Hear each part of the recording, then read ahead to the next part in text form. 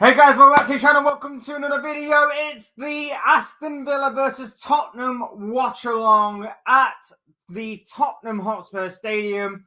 I personally can't wait for this one. I know it's been a while. It's been a while since I've done a watch along like this. But here we are. Tottenham versus Aston Villa. Tottenham looking to get back to winning ways. Weekend in somewhat shocking circumstances to Crystal Palace. Palace picked up their first victory of the season. Spurs have since gone on to knock out Manchester City in the Carabao Cup. Can they keep that good run of form going? I know that'll be a bit of a confidence booster for Tottenham, but really, were City really that bothered about being knocked out of the Carabao Cup? They were laughing and joking about it, it seemed. So, very interesting to see if Spurs can carry that form. And they come up against an Aston Villa side, of course, who have started off the season in pretty good fashion. I think they were in the top four before this weekend kicked off. I want to see where they are now. Bear with me 1 second. I want to know where they've just dropped down to. Oh, maybe they were just. So they're now in fifth.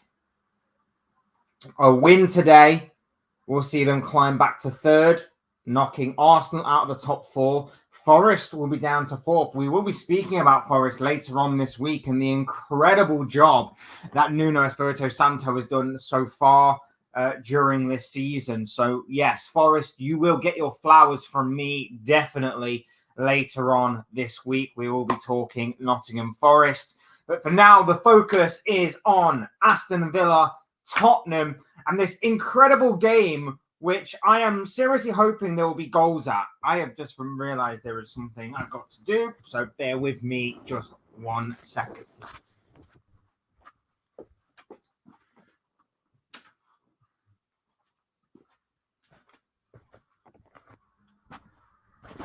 Amazing. Right, back. Cool. Super. Right. Yes, as I was saying, incredible.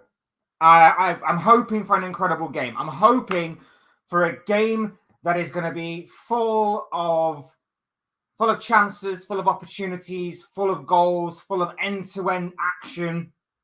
It does certainly promise that with obviously the way that Tottenham play. They play very much on the front foot. They leave themselves open to counter-attacking situations.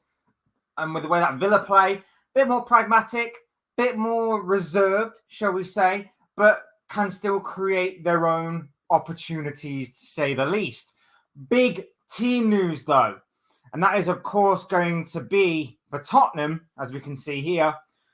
They start off in goal with Vicario, as usual. I think the only player to have played every game under Ange Postecoglou. The back four is Pedro Porro, Christian Romero, Draguzin, and Udogie. Now, automatically and right off the bat there, they are already missing a massive absentee in the form of Mickey van der Ven, who, of course, picked up an injury midweek in the game against Manchester City. That is going to be a huge miss.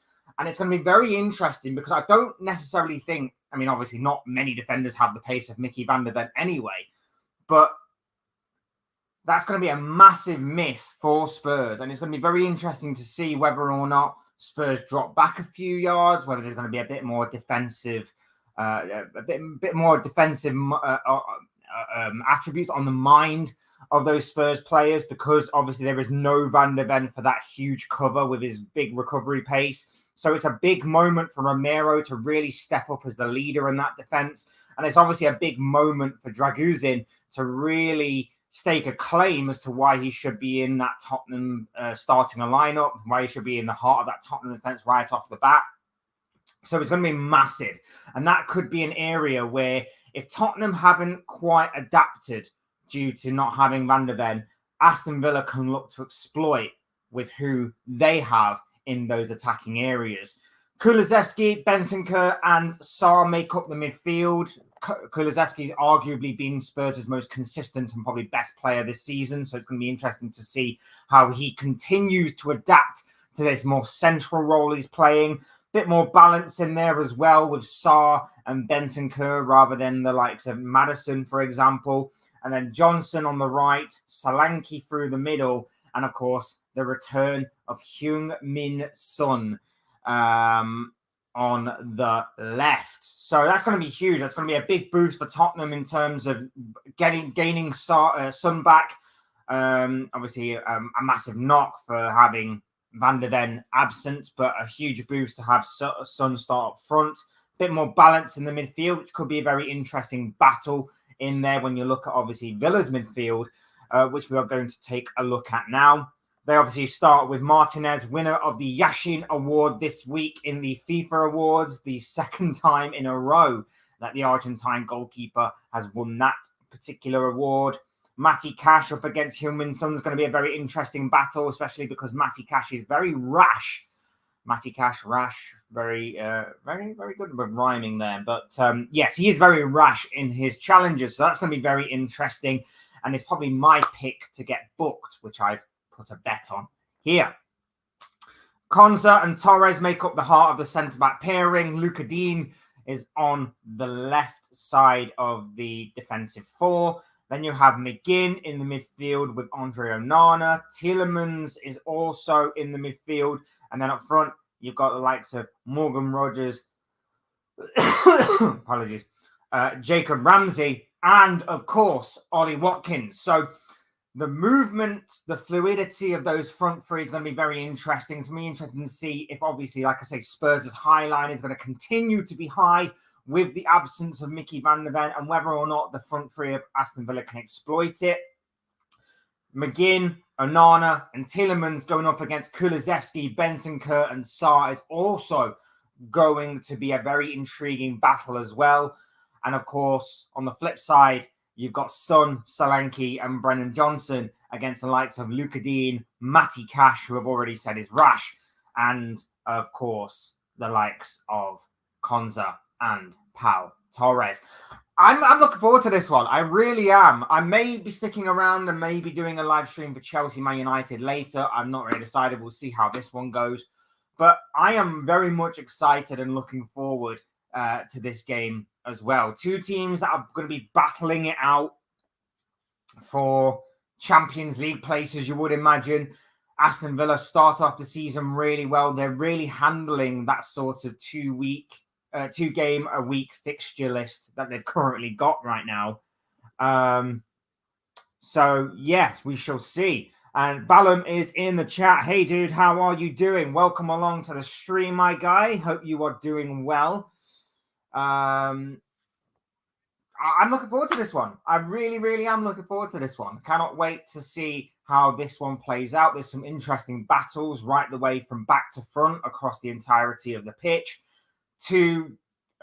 One extremely good goalkeeper, one goalkeeper that started off very well at Spurs, but kind of dropped off a little bit. You can see how he kind of recovers from that. I'm looking forward to this one. I really, really am looking forward to this game. I think we could be in for a very interesting game. And now that I said that and repeated it about 1,000,001 times, we're probably going to be in for one of the dullest 0-0 draws ever. I mean, it really shouldn't be, right? I mean, Tottenham normally... do Tottenham do 0-0 draws? I don't think they do. I don't remember the last time they actually had a... Oh, that's the door. Bear with me one second, guys. Good.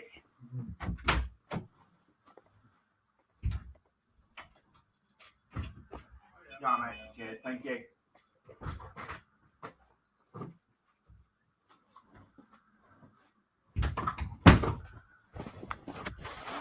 There we go. No more interruptions. Hopefully, we can get on with the game. Yeah, I'm going to say, do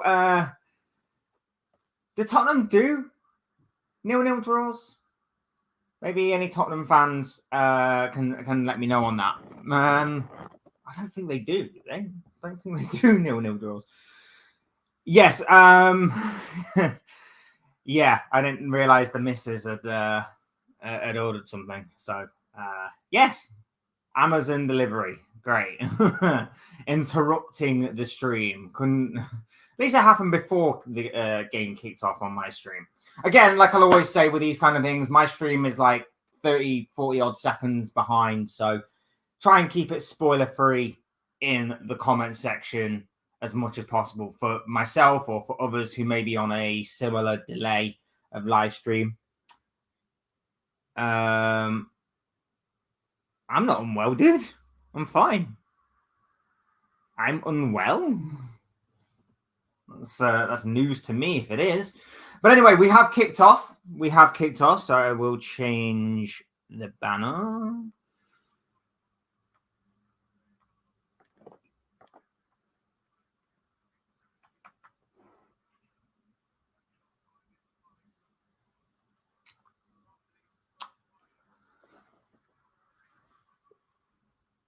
Will it be a good evening for Unai or a good day for your friend and your mate? I wouldn't say he's my mate. He's a guy who I think would be amazing to go and have a pint with. It'd be amazing to just go to the pub with, have a pint, because he just seems like a really down to earth kind of dude. But yeah, not my mate in the slightest. My only care for Tottenham is because my dad supports them. So other than that, I don't necessarily have. They've always had decent players.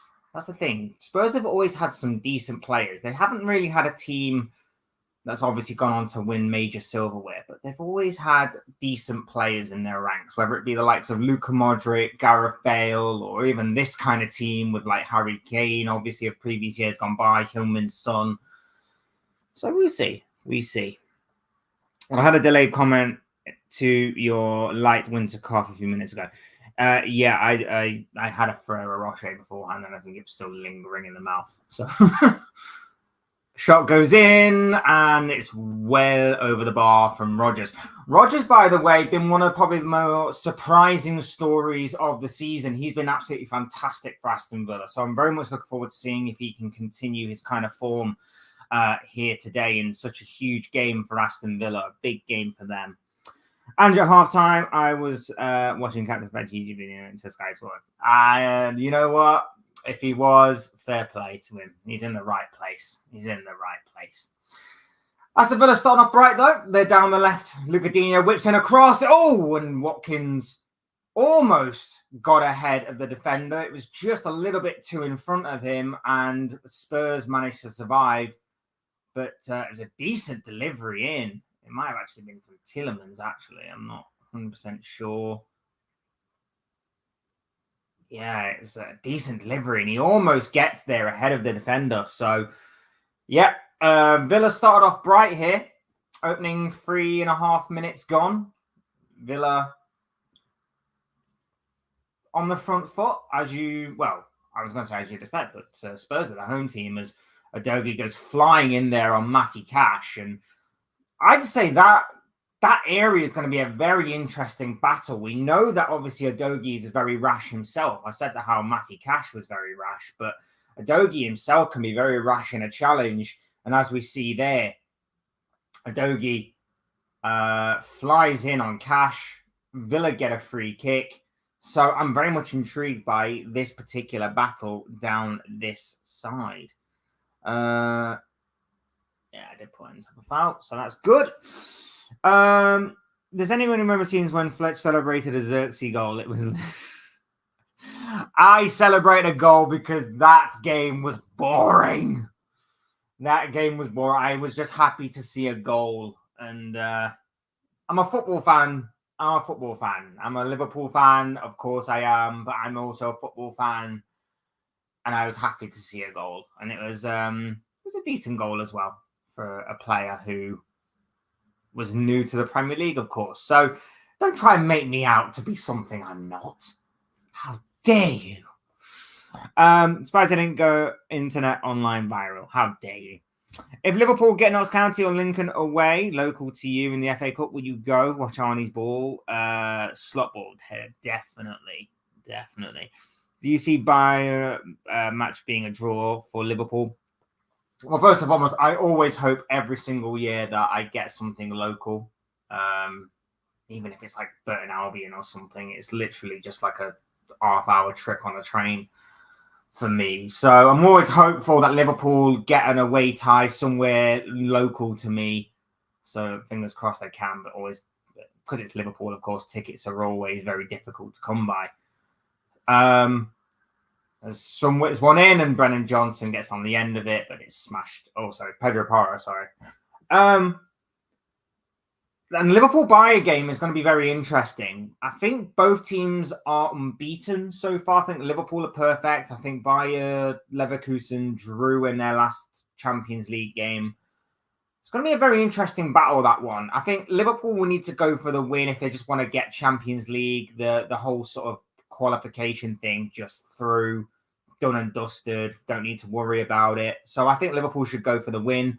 Bayer Leverkusen, after drawing in their last game, will obviously want to go for the win as well. That could play into Liverpool's hands. But we probably will talk about that nearer to the time, more or less. Bayer Leverkusen are well structured. I won't be surprised if it is a tie, low-key. You know what? Getting a point from Leverkusen, is it away from home as well? I want to say it's away from home. I could be wrong. I don't remember our lineup. I don't remember if it's away or not. I can't remember. Off the top of my head, I want to say it's in Leverkusen, right? I want to say it's in Leverkusen. But halfway through the Champions League stage now, yeah, if we were to get a win, that would be big. That would be big. As Kulusevski fouls Tielemans. There are still many matches in the UCL. There will be a few in January, I heard. Yeah, I think the league stage now goes right the way through till January. So that's going to be interesting. It does also mean that if Liverpool do go on to win their next 2 or 3 games in the Champions League, that, they could pretty much have qualification tied up before we even get to the last 1 or 2 group stage games. So, yeah, it'd be very interesting to see how that one goes. What we got here? Kulusevski and Onana, both fouls. Just checking my bets because it keeps me entertained. Obviously, bet responsibly.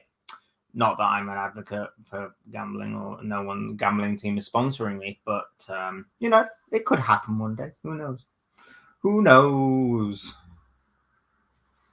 8 minutes gone, still 0-0 as Spurs getting more and more into this game. But that ball is not going to reach Heung-min Son and is out for a goal kick.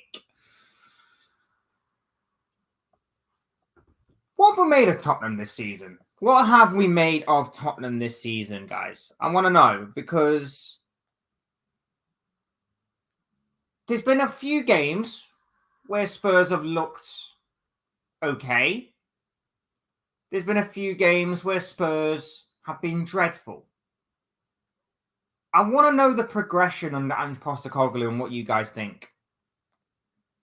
I'm not completely sold on it. I'm not completely buying it. He made a big statement by saying that he was obviously going to win something this year. And it seems like the Carabao Cup is their best shot.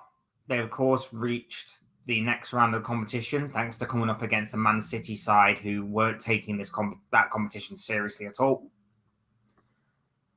I want to know, what is the progression of Spurs like? And are they actually in a decent position to make progress, or is progress taking a lot longer than what was anticipated? Because the stats and things like that and the eye test seems to suggest that they are heading in the right direction.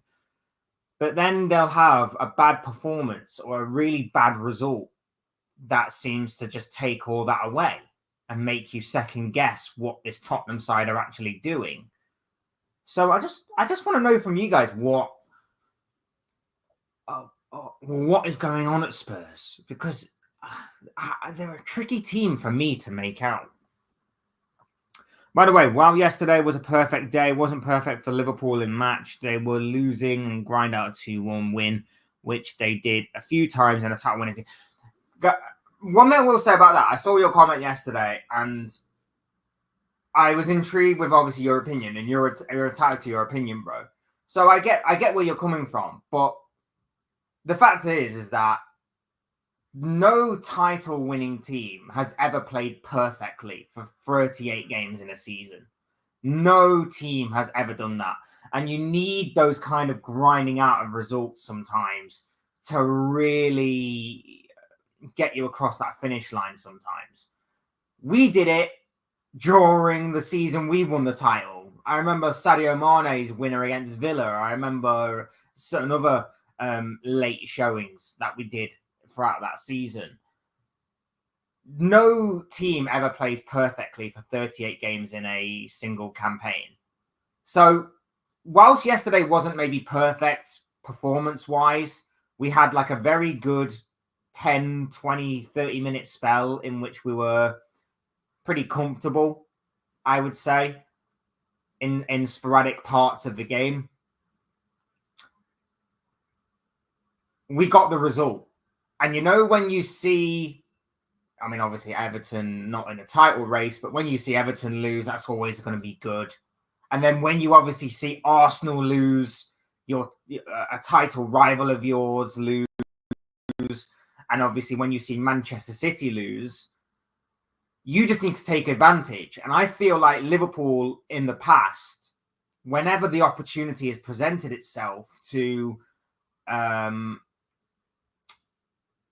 take advantage of those teams that obviously drop points that are in and around you, I don't think we've done that consistently or at all. We normally let the pressure get to us and we crumble. Yesterday, for me, was a perfect day because whether it was by hook or by crook, we got the win that we desperately needed, whilst Arsenal dropped points, whilst Man City was shocking against Bournemouth. And the fact that it was only 2-1 to Bournemouth was was a very big let-off for Manchester City and Pep Guardiola, because they were absolutely abysmal. And I think Bournemouth missed an absolute sitter. They missed an open goal. I think Bournemouth missed one or two very good golden opportunities. Bournemouth are a very good team, by the way. I'm not saying that it was a complete shock, Bournemouth winning, because they're a terrible team. No, Bournemouth are a very good team. But as I said in my pre-match predictions, for them, it's about whether or not they take their chances. And Erling Haaland missed a sitter yesterday, and it would have been so cruel on Bournemouth if they were to drop points in that game, because they were so good for large parts of it, that they got that little bit of luck on their side. That meant that they could only score 2 and still manage to come away with 3 points from the game. So, yeah, I agree with you that it wasn't perfect in terms of performance, but I have to disagree in terms of it being a perfect day, because it was. It was a perfect day results-wise. Everton lose, City lose, Arsenal lose. We take full advantage. We get 3 points. We're back on top of the table. That's going to be very big in the confidence and in the mentality and the mindset of those players, that they are heading in the right direction under a new manager. They are going in a decent direction, and that the building blocks are there to be built upon. The platform is there to be built upon. They just need to believe in themselves and go for it. Yes, there are some areas of that squad that need to be addressed. Dominic Szoboszlai is one. Trent's performance in the attacking sense yesterday wasn't great. He gave the ball away so many times. McAllister as well. I didn't feel like he had his best game yesterday. But you know what? We got the 3 points. And on some games, especially against tough opposition like what Brighton are, Brighton have had a very good start to the season. You just need to get out of there with 3 points. Yes, we were at home. I get that. But we got the win. And that's all we needed to do. And we did that. Tottenham still in League Cup, lost to Crystal Palace in South East London last week. They have to go all out to win the Europa League, I feel. I feel like they're going to have a good shot at that. I feel like this year it's a little bit easier for the Europa League because you don't get the Champions League teams that drop in.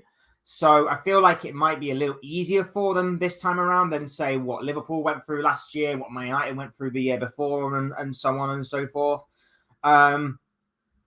But yes, I 100% agree that Tottenham will need to progress in that competition. And you know what, as well, it's going to be massive for Spurs, because let's say that Spurs don't get top four this season. The Europa League acts as a second gateway for them, a second opportunity, a second chance of getting into the Champions League. So that could have massive implications for them in terms of obviously gaining Champions League football for next season, which of course they would want to do. So yeah, that could be huge as well for Spurs, I feel. 15 minutes gone. Just over 15 minutes gone, actually. Nothing's really happened, which is why I'm talking about other teams. As Brennan Johnson gets to the byline, whips it across, and it's blocked for a corner to Aston Villa. Brennan Johnson plays for Tottenham, of course. It's a corner for Tottenham.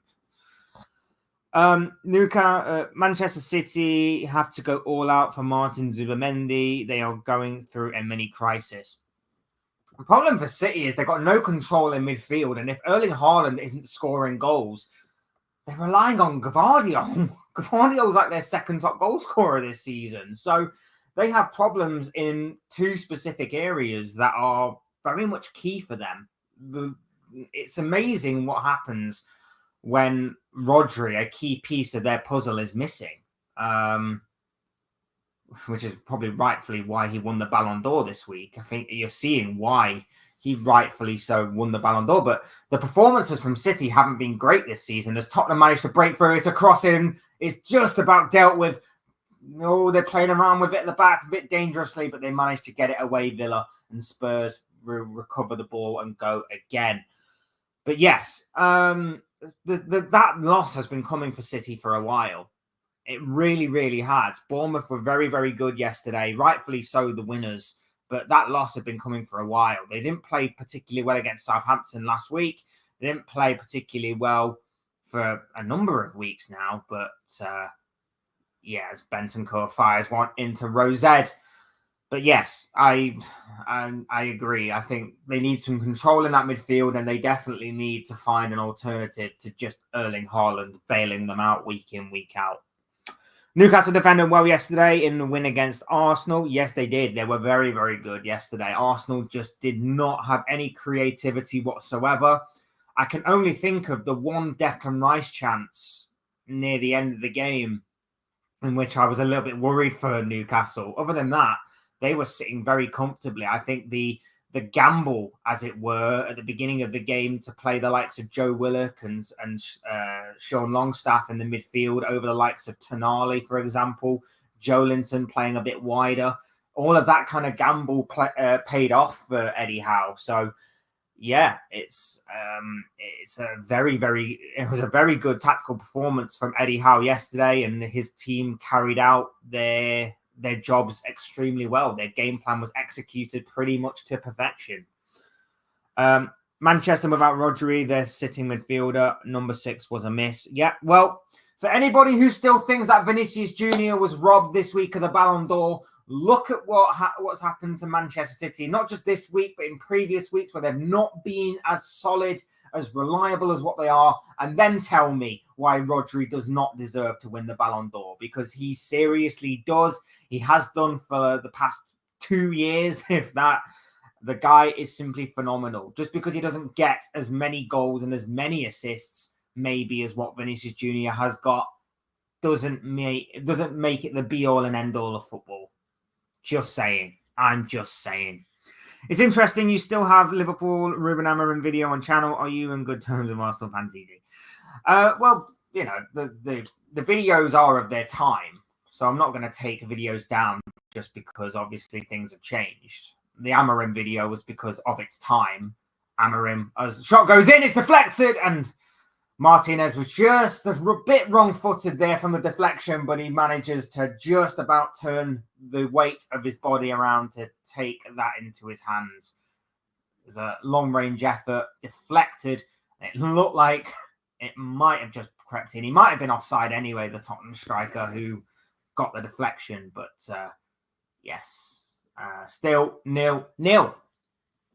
But yeah, so that was of its time. Not going to take it down just because of how things have obviously worked out between Amorim and Man United, but yeah, and I have no contact at all with Arsenal Fan TV. I doubt they even know I exist. So yeah, hopefully that might change in the future. Who knows?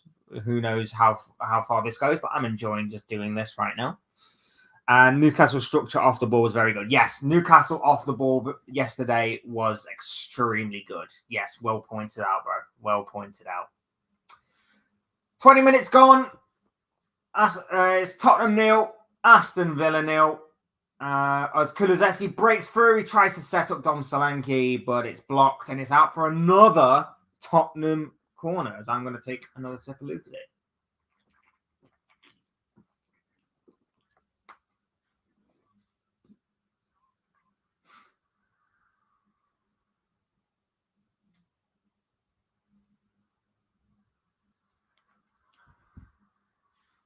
Miss kick from Sarr there.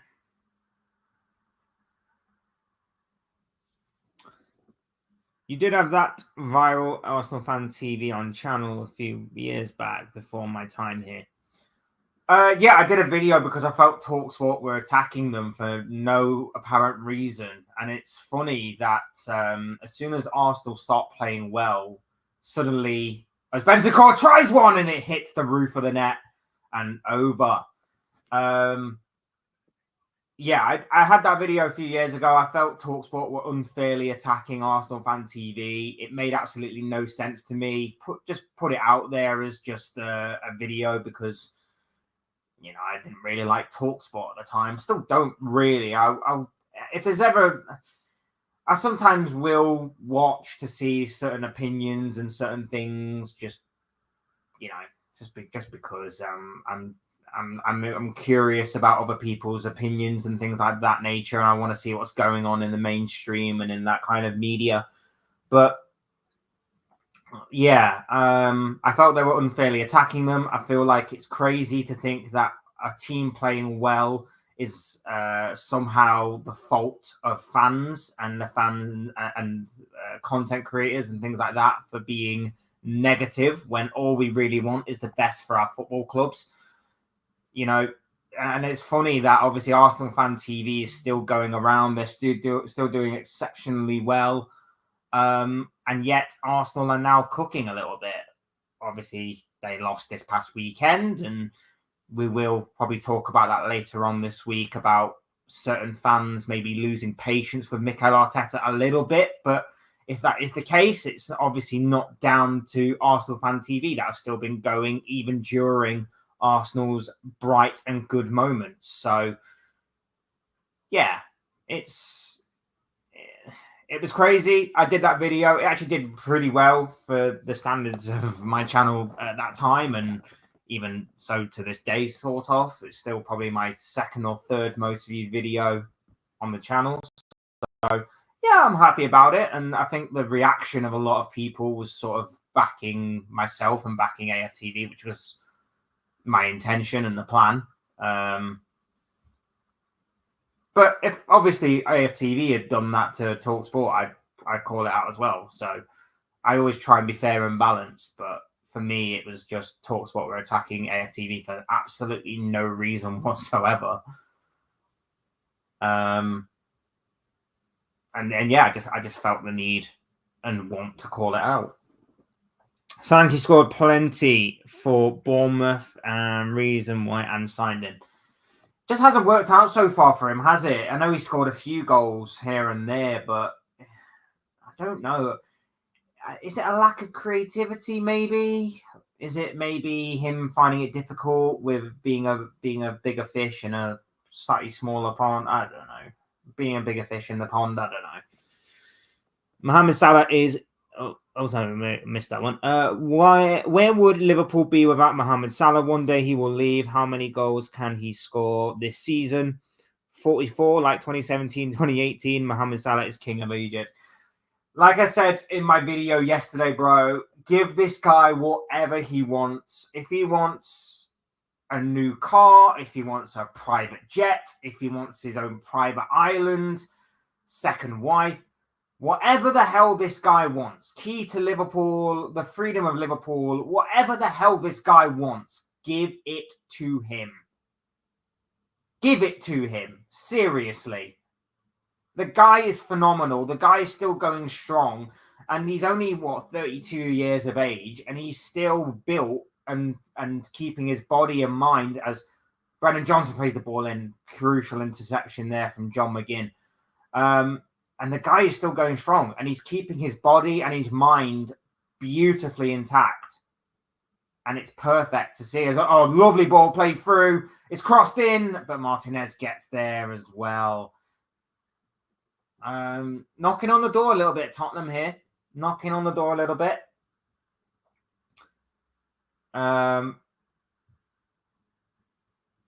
It doesn't really matter. Just give him whatever the hell he wants, man. Like, the guy is still incredible and phenomenal. And I feel like if he can stay in the Premier League for another season or two, with the amount of goals he's scoring, if he can also maybe add another Premier League title to his collection of trophies, medals, and silverware and whatever else he's got, and records and accolades and achievements and things like that, he's moving into the conversation of if he is the Premier League GOAT. There'll be no question if he stays another couple of years or so and does all of those things still.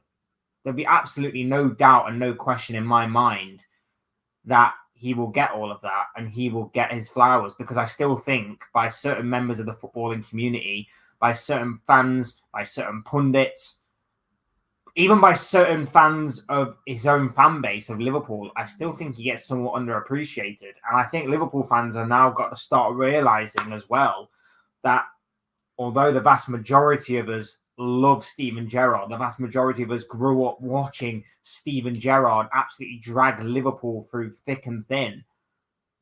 As much as I love the guy and as much as he's my hero and everything, we may have to start realizing that the actual GOAT of Liverpool Football Club possibly could be Mohamed Salah.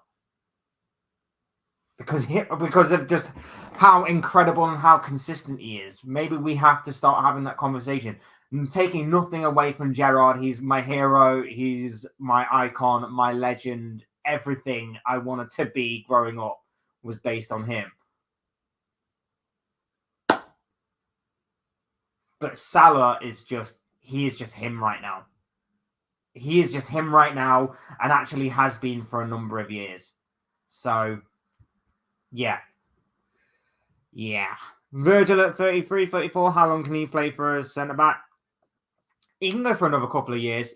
Again, he's another one that is built properly, mentality intact, mindset intact, physicality intact. The guy is still going strong, still going incredibly well. And he can still stick around for another couple of years at the very least. Thiago Silva stuck around and was showing defenders how to defend when he was in his late 30s. Van Dijk possibly can do the same. I think Liverpool probably move on before he gets to that 37, 38-year-old stage. But you know what? His leadership, his intelligence, his experience, invaluable to what Liverpool are doing right now. He already has more goals than Robbie Fowler for 163. He is on 164 now or something. He will still continue, and he could definitely... Don't think he'll top the record, obviously. But you know what? GOAT conversation, definitely. And you got to also take into account, the guy is up against strikers, and he's a winger. The guy is up against strikers, and he is a winger. Now, I know that wingers have obviously transformed in recent years, and I know that obviously wingers are more attacking. Wingers are more central, or a bit more central now, and obviously are more threatening towards the goal directly rather than... Oh, it's brilliant header and a fantastic save by Vicario.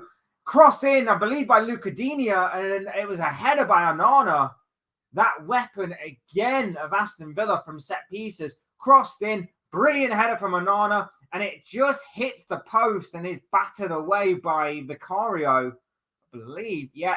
Oh no, it actually just bounces off Vicario. I thought it hit the post, then back off Vicario.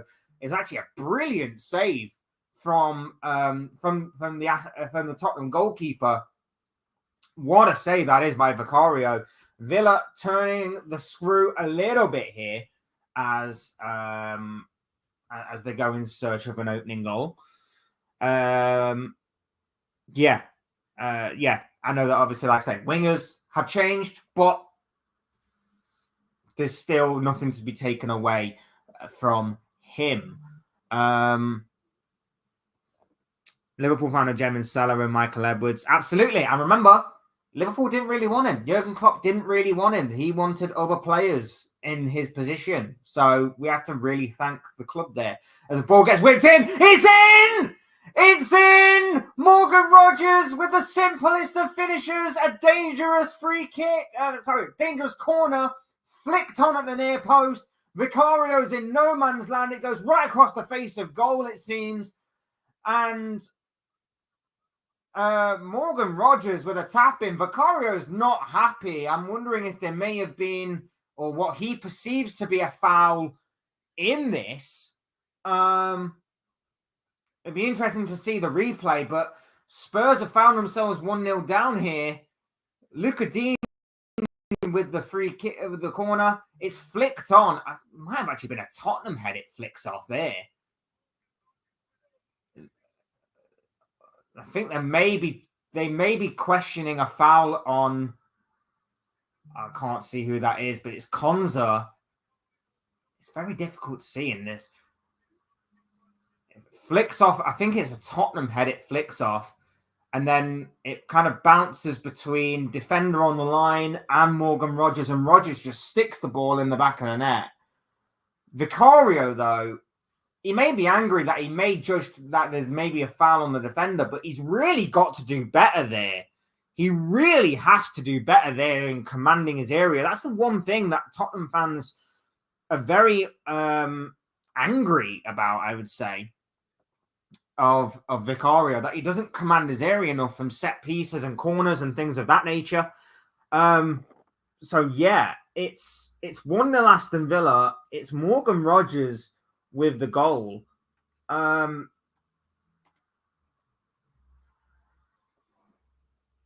we have got first blood here. We have got first blood here through Aston Villa. They've got the ball rolling. It's 1-0 to the Villains, to the away side.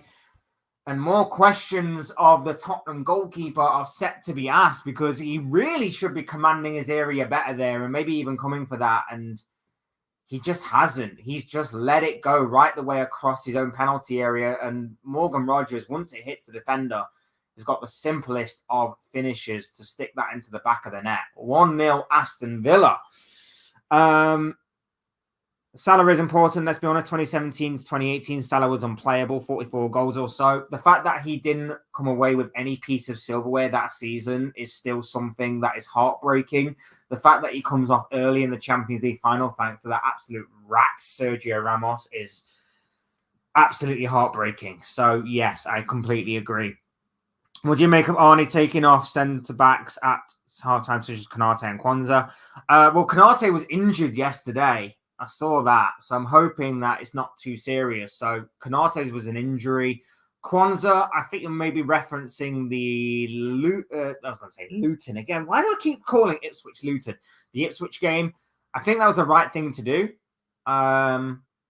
It worked for the best, and Konate's been absolutely unplayable this season. He's been absolutely imperious for large parts of this season. So I completely agree.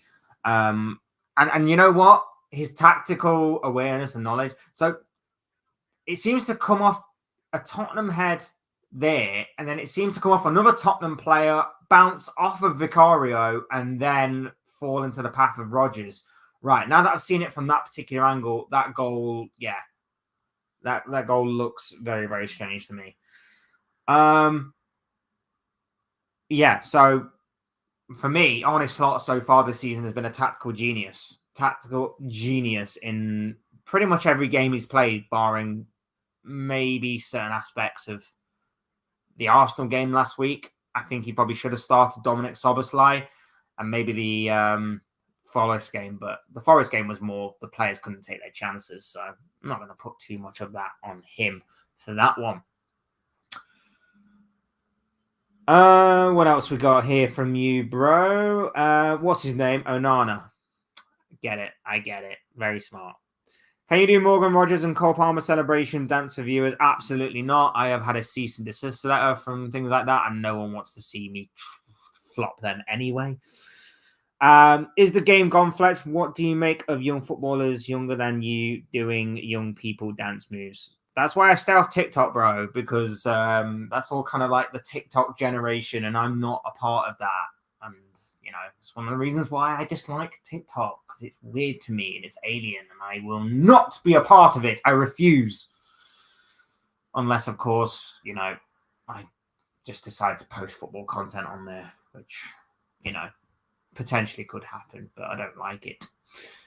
Anyway, 35 minutes gone. We are, well, just over 35 minutes gone. We are just about 10 minutes till half time as Aston Villa are 1-0 up, and McGinn trying to battle his way through, but doesn't get any further than the halfway line. Son now running at the Villa defence. He goes over in the box, but it's only a corner.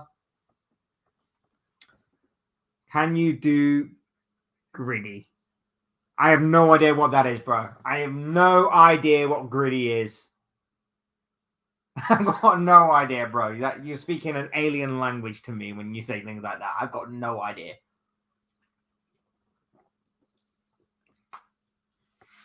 Pulisic informed for Milano. Should Liverpool sign him speedy? No. We should stay away from Pulisic. We should stay away from Rafael Leao. Definitely not. As Martinez there commands his box and takes that corner, but takes a bit of a knock in the process, but it should be okay to continue. Gritty is a dance young people like. See, I'm out of that. I'm out of that generation, bro. I'm not. I've got no idea. You say gritty, and I've got no idea what you're on about.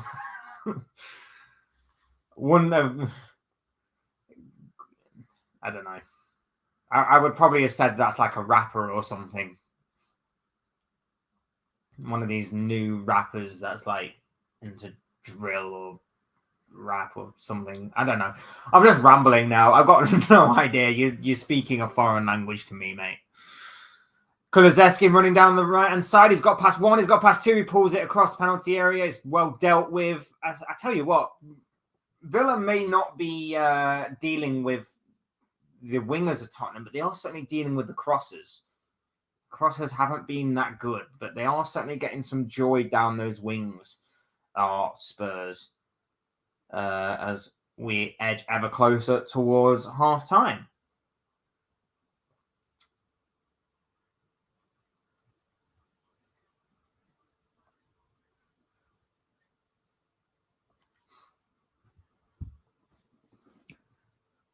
With your arms, do Cole Palmer celebration. No, stop getting me to do people celebrate. It's their celebration. It's theirs, not mine. Wouldn't like to do it. Unless it was obviously a Liverpool one. Bobby Firmino and Sadio Mane had some really good ones down the years. Really enjoyed it when those two. And one would always score, and then the other one would come out afterwards and go, "He stole my celebration from that in training." I always found that amusing. As Bentancur went really in on Onana then. Very mistimed tackle from the Uruguayan there. I wonder if he'll get booked for that. Probably should get booked for that, but it doesn't look like he's going to be unless he has during the replay. We just haven't seen it. Doesn't look like it. The graphic hasn't come up. Doesn't look like he's been booked. Probably should have been booked there. I think he's got away with one a little bit there. Young. Is he young? Relatively young.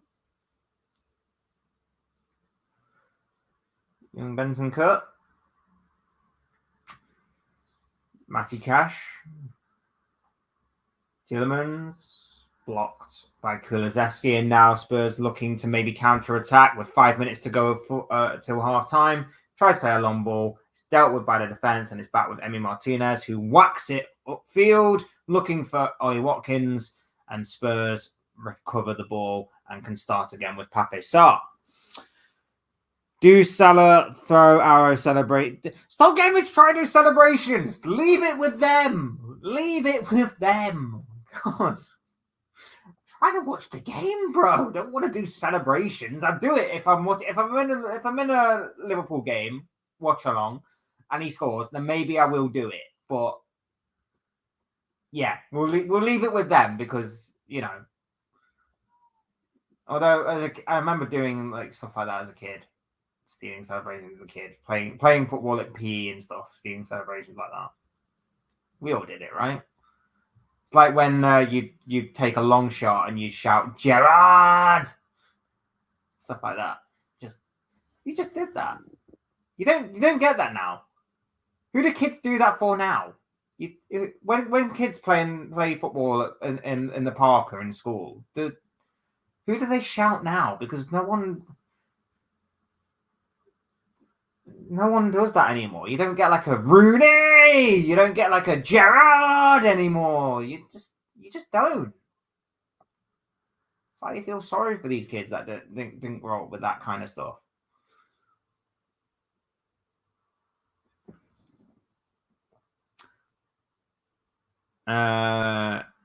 Can you sing any One Kiss by Julie for halftime entertainment? Oh, Watkins there, almost making it 2-0. Villa fast counter attack. Nice play between them all.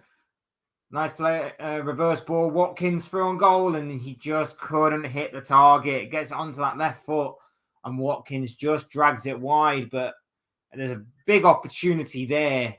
Goes a begging for Aston Villa to double their lead just before half time as Spurs come forward again here.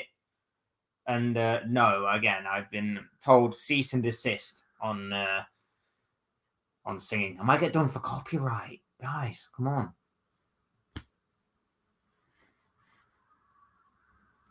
Son on the left here. Adogi.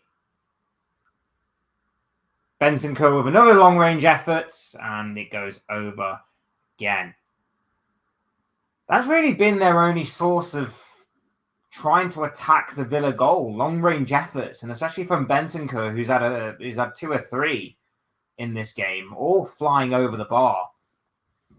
But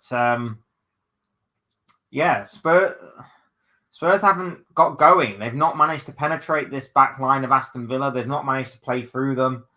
It's been pretty poor from Ange Postecoglou's side so far. He definitely needs to change something. There needs to be a bit more creativity. They've got some joy down the wings, but their crosses just haven't picked anyone out properly. Villa have been comfortably dealing with with the crosses of Spurs. Low crosses at that. The typical kind of Spurs goal. Get down one wing, cut it back to the 6-yard area. And then they've got a bit of a tap in, really. But they've not managed to get that so far. Maybe there are some options on the bench, as we see James Maddison. Maybe he's got the creativity to unlock this Aston Villa defence. Who knows? 1 minute away from half-time.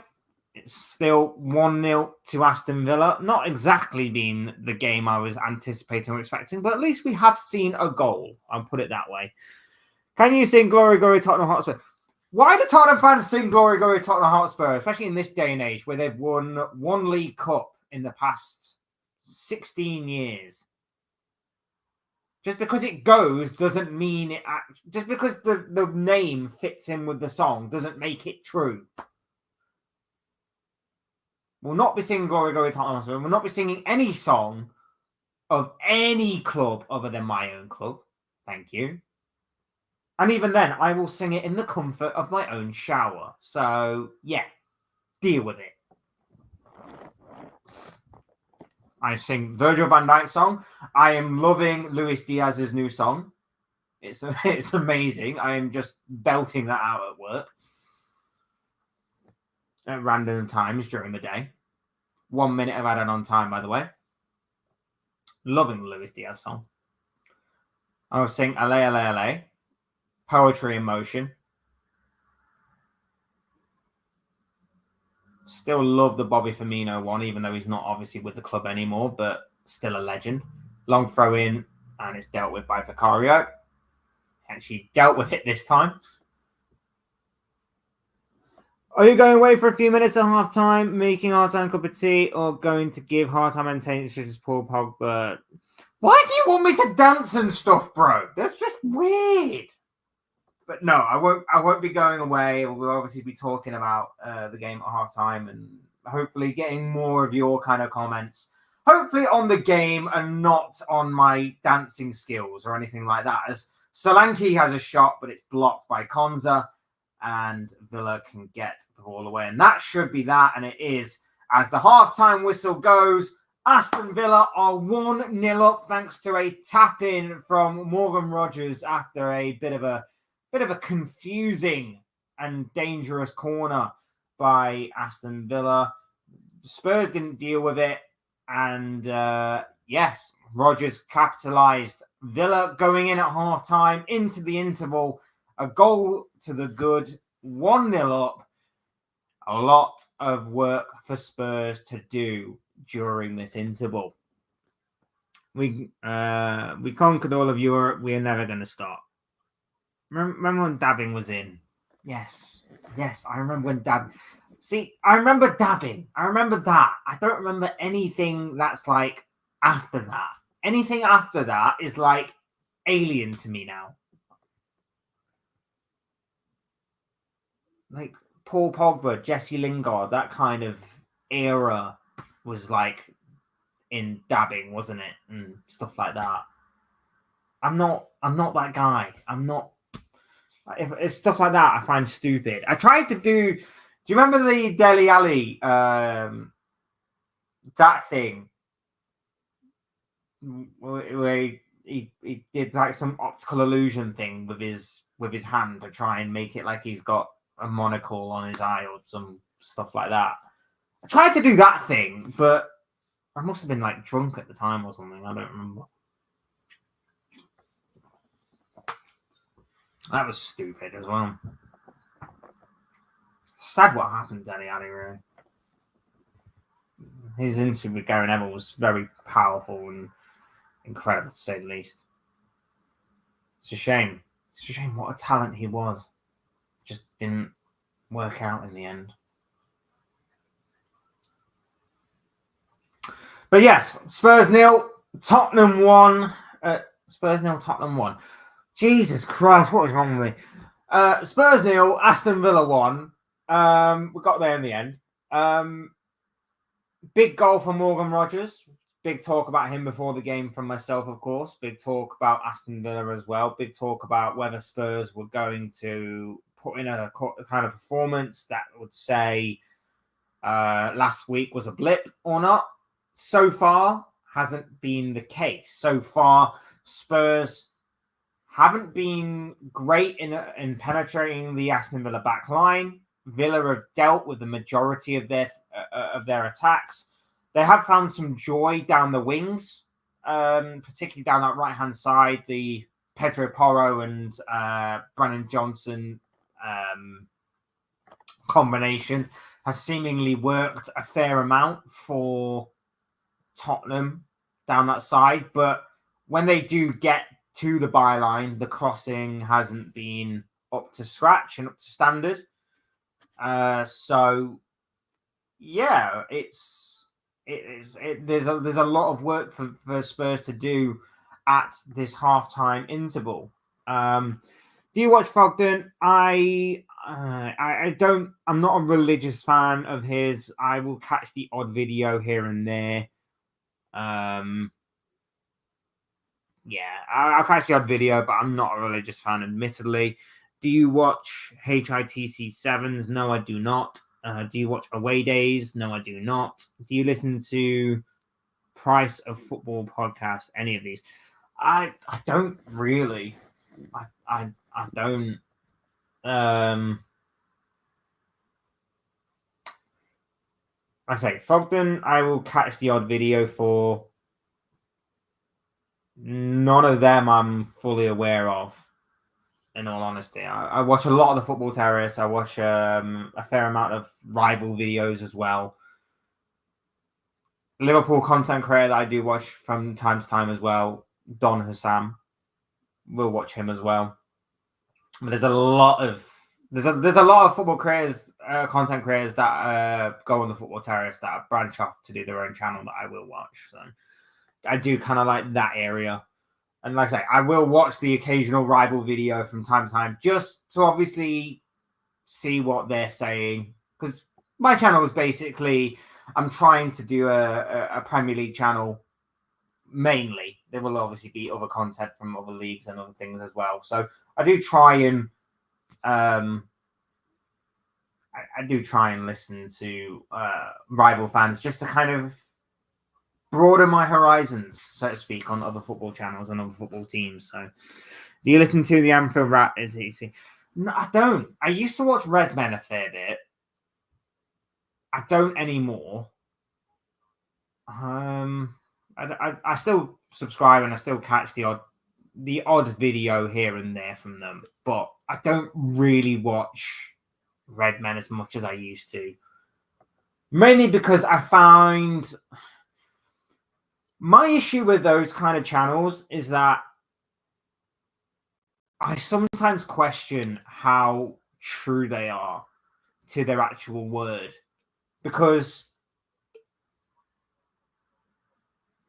they get interviews with players, and I often wonder, like, would you get those interviews if you said what you truly wanted to say?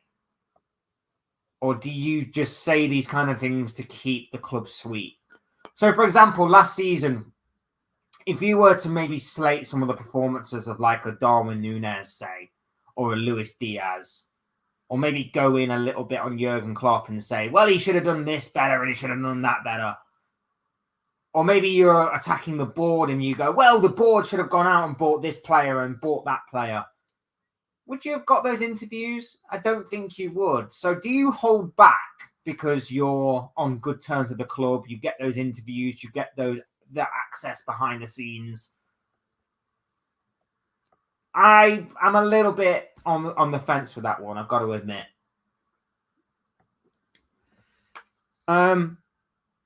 Do you like Mark Goldbridge? He lives near you, from what I know. I know he's from Nottingham. I'm not 100% sure where he lives now, to be honest. But I know he's obviously originally from Nottingham, which is why everyone calls him a fake Man United fan, and he's really a Forest fan. I like Goldbridge.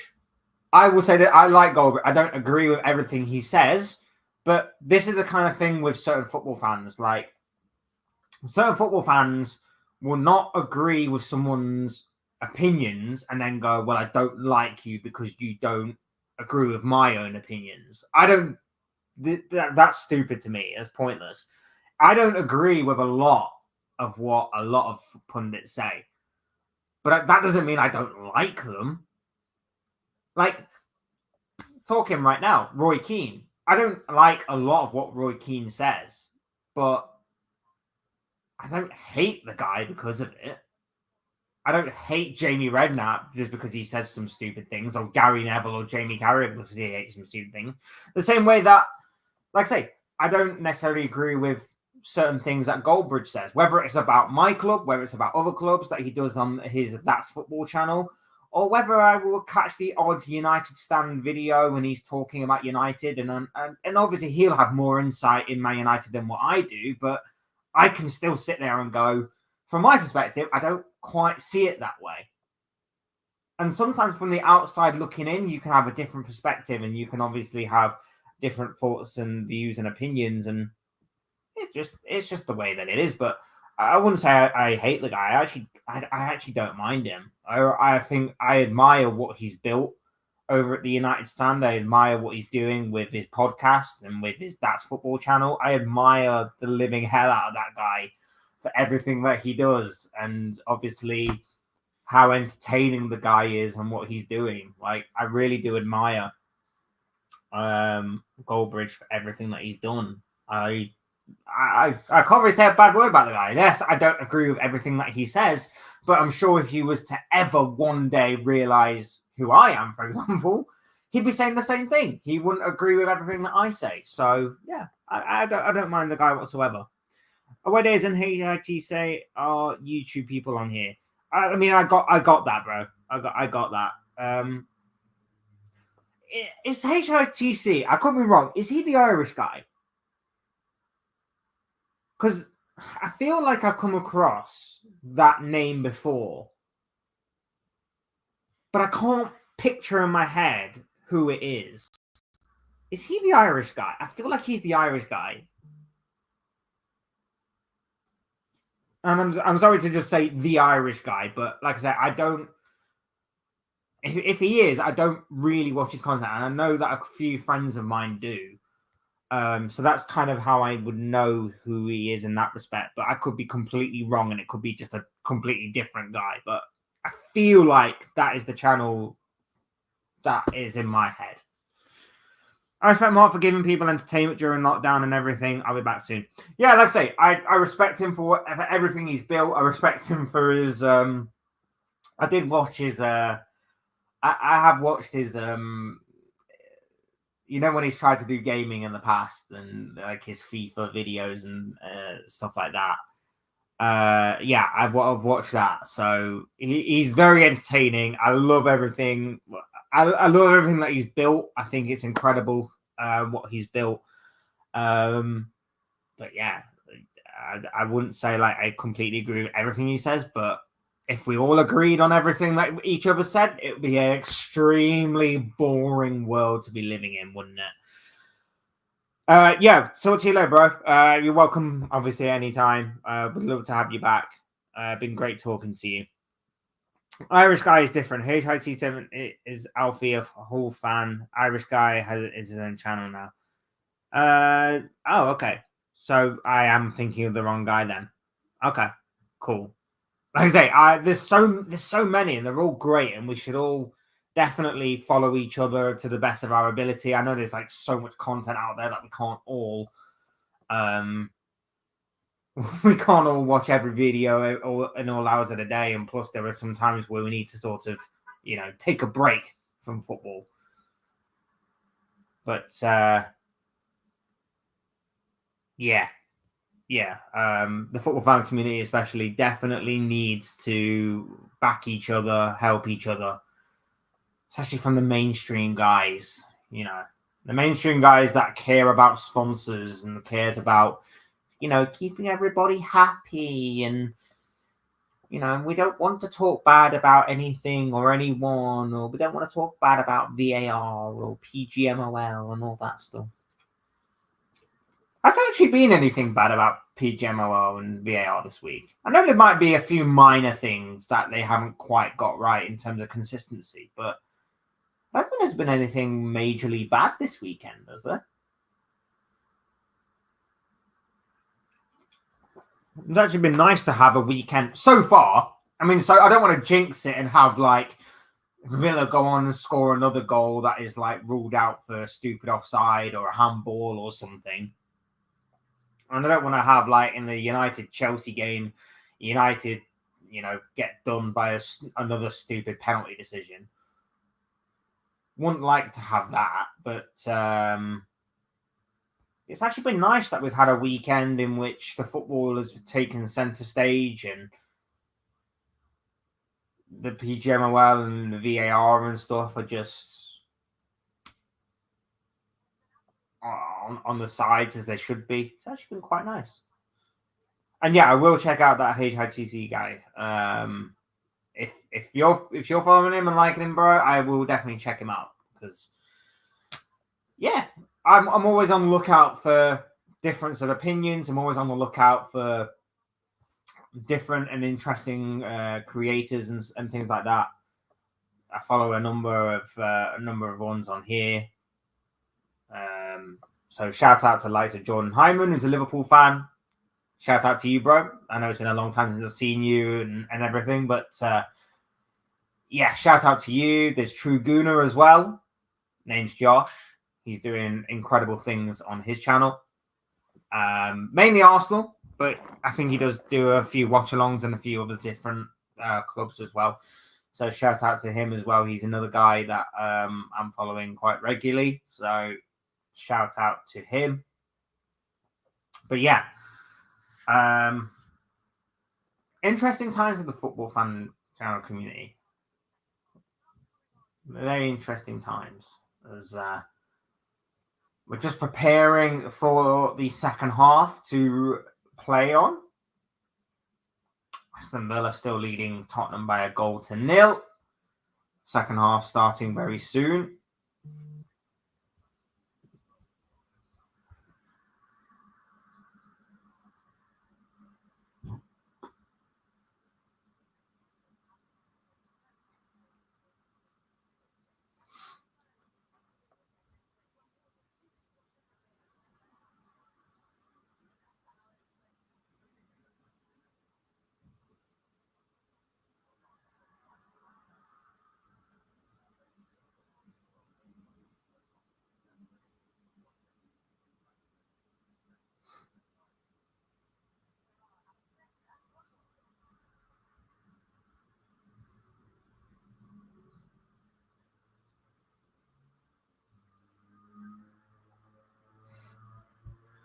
Here we go then. Second half. Another 45 minutes awaits us. And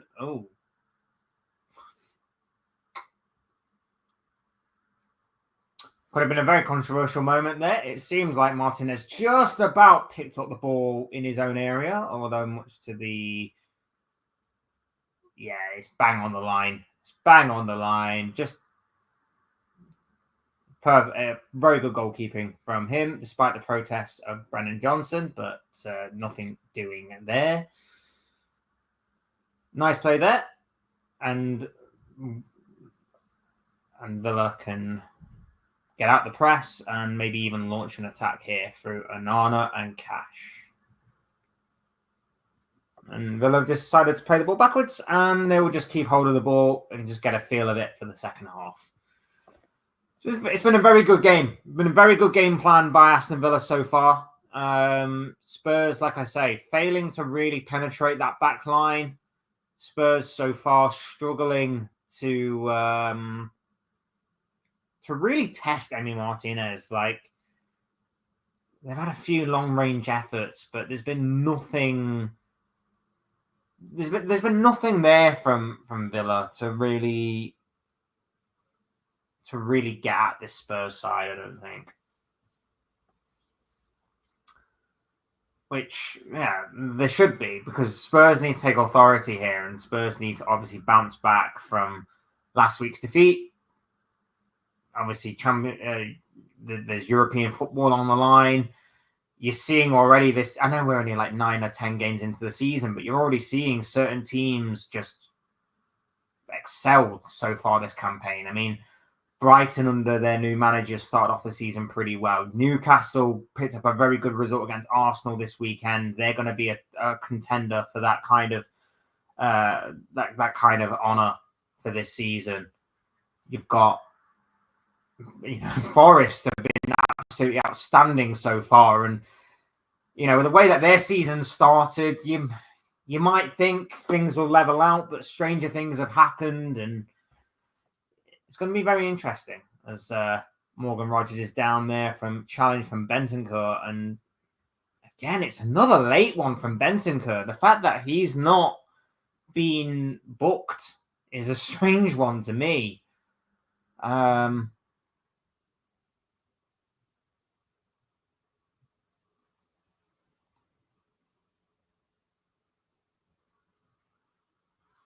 Yeah, it's a strange one to me.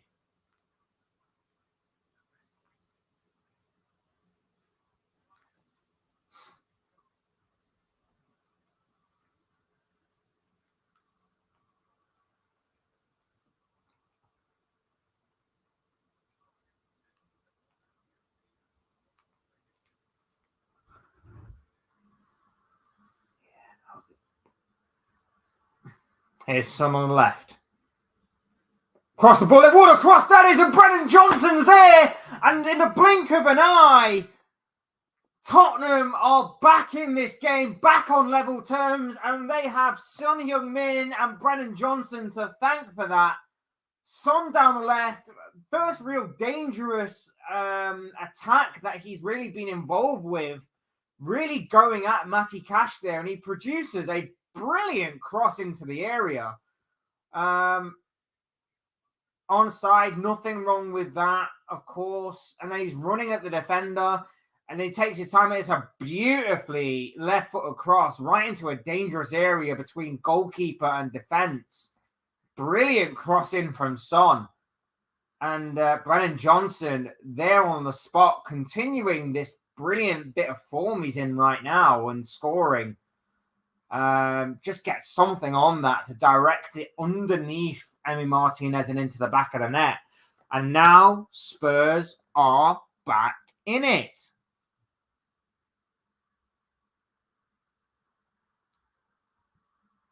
Well, I said there'd be goals. I said there would be goals.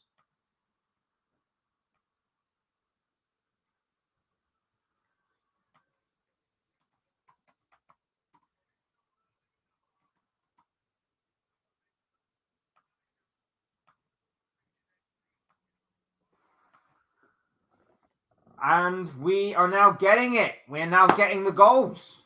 So it's 1-1. Tottenham 1. Aston Villa 1. It's as you were. Back on level terms. 50 minutes gone. Another 40, 45, depending on injury time and things like that we've got to play out of this game. It's game on. It's game on, as far as what we're concerned here.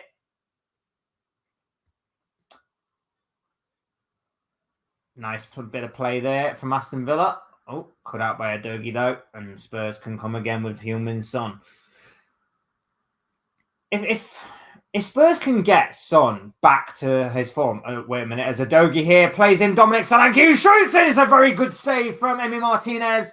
The first real opportunity Solanke has had in this game, and it's been typical sort of Tottenham, a simple sort of Tottenham attack, really. Down one side, Son plays in Adogi. Adogi manages to cut back, manages to find Solanke in the penalty area, checks back, works the little bit of space, and his shot is just saved by Emi Martinez. But it seems like Tottenham have come out the second half with a little bit more purpose. There's a little bit more zip in their play, and in their passing. As there was an awkward attempt there by Johnson. Porro, who fires over. But Kulusevski there with a dangerous looking cross in to the likes of Solanke, and it's cut out. Porro fires over, but there's a little bit more purpose. There's a little bit more zing and zet and pep to seemingly Tottenham's play here. Already caused a time wasting from Martinez. Well, typical from him, because that is what his game is. Every team has one of them kind of players. But yeah, Villa just need to steady themselves a little bit here.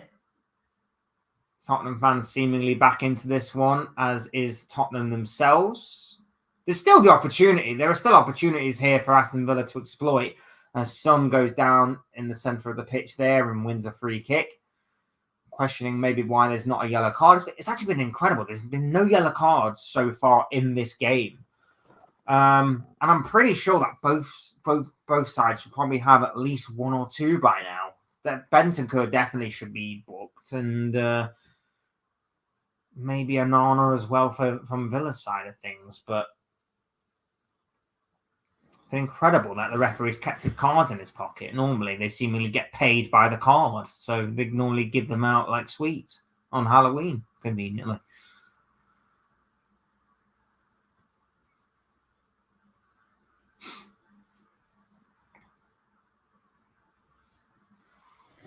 "54 minutes gone. Tottenham 1, Aston Villa 1.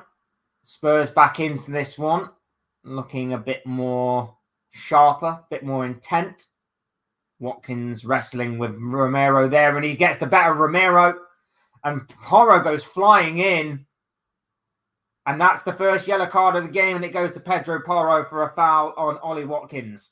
Romero there loses the individual physical battle with Watkins, and as he's racing away, Porro comes flying in, and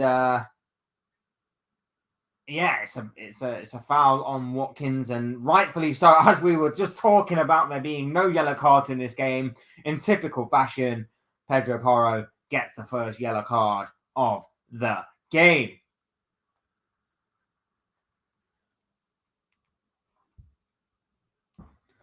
Dangerous free kick here for Aston Villa.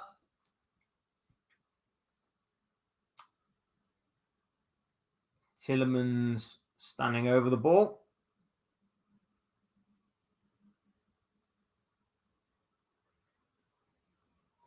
Ball gets caught. What's in? It's headed away. Shot by McGinn. Oh! It's a free kick by Tielemans. It gets headed out, I believe, by Bentancur, and then McGinn just steadies himself, ready for that left foot of his to blast. He's been in pretty good goal scoring form the past couple of games for Aston Villa, and it just flashes wide of the goal as Spurs are looking to make a substitution here. Camera's focused on Son. I think he's going off, and he seems very surprised, and he is, because he's removing the captain's armband. Bentancur's going off for Basuma, which is probably the right decision, considering that he's probably on the verge of getting a yellow card himself. And Son seems very surprising coming off. Maybe they're just managing his minutes, coming back from injury. So Basuma's on for Bentancur, and Son is off, and is going to be replaced by Richarlison. Interesting change there. I think for Spurs fans, they're lucky it's not Timo Werner, although he did score against Manchester City, ironically, which is, very strange. But Richarlison is no stranger to playing on the left-hand side, so I'd assume it's going to be him on the left-hand side, straight like-for-like swap, obviously, in midfield. So it'll be straight swaps for both. Basuma maybe just to bring a bit of balance as well, or just some fresher legs to that midfield. Maybe we'll see Kulusevski push on a little bit more, and both Basuma and Sarr take up the industrial side of the midfield positions. Slight tweak in formation potentially for Tottenham there, whilst Villa are yet to make any kind of change, as Watkins plays Rodgers, and Rodgers with a miss kick can't really set up anything there, and Spurs recover the ball and not able to go again. Game still hanging in the balance. Richarlison down the left, looking to take on John McGinn, and McGinn wins that battle with absolute ease. Now then, what can Villa do on the counter-attack here? Christian Romero goes flying in, and he's getting a yellow card for his troubles.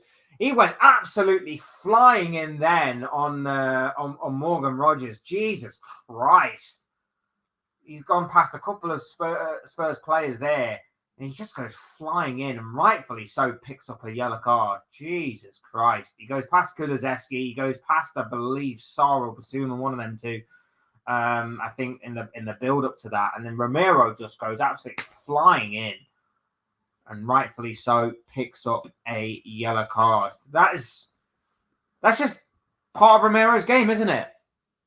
Just flying in stupid challenges like that. As we see a replay here of Son on the bench, frustrated, not happy he's coming off. Doesn't look happy, Heung-min Son there. Does not look a happy bunny at all.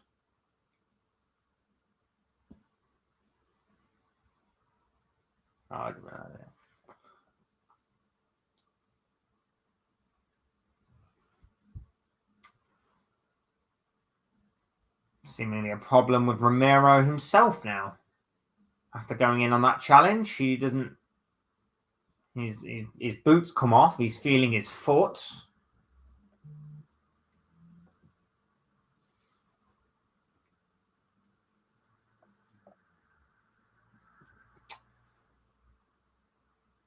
Ooh, the lineups are out, by the way, for the Man United-Chelsea game. Onana starts in goal. Mazraoui is back to his normal position of right back. De Ligt and Martinez in the heart of the defence with Diego Dallo on the left. Ugarte and Casemiro in the midfield with Garnacho on the right, Rashford on the left, and Bruno Fernandes in the number 10 position. And Rasmus Højlund is leading the line for the Red Devils. As for Chelsea, Robert Sanchez is in goal. Malo Gusto keeps his place at left back. Reece James is on the right. Levi Colwell and Wesley Fofana partner each other in the heart of the centre-back pairing. Then there's Moises Caicedo and Romeo Lavia in the midfield with Madueke on the right, Pedro Neto on the left, Cole Palmer in the number 10 position, and Nicholas Jackson is leading the line for the Blues. Interesting game, that one. Can't wait to watch that one as we are seeing Ben Davies get ready here. It seems like Romero injured himself in making that stupid challenge moments ago. It does seem like his game may have come to an end. And that is even though I don't rate Romero, it's going to be a big blow to Tottenham fans who seemingly think like he's the second coming of Maldini or something. Diego Carlos has come on for Matty Cash in the meantime for Aston Villa. But that's still going to be a big blow for a guy who's a consistent player in that centre-back pairing. They've already lost Van de Ven. It looks like they're now going to be losing Romero in a challenge that he even made. So he does look a little bit stupid. So a bit of reshuffling at the back. You would imagine Ben Davies will probably go to that left side of centre-back pairing as he throws his boot in frustration, Christian Romero. And Draguzin will be out on the right-hand side of the centre-back pairing. So a little bit of reshuffling, not too much, but yeah. Stupid challenge to make, and he's paid the price in not only picking up a yellow card, but he's also paid the price that he's now seemingly injured. Now an Aston Villa player's down. Onana seemingly took a whack in the face.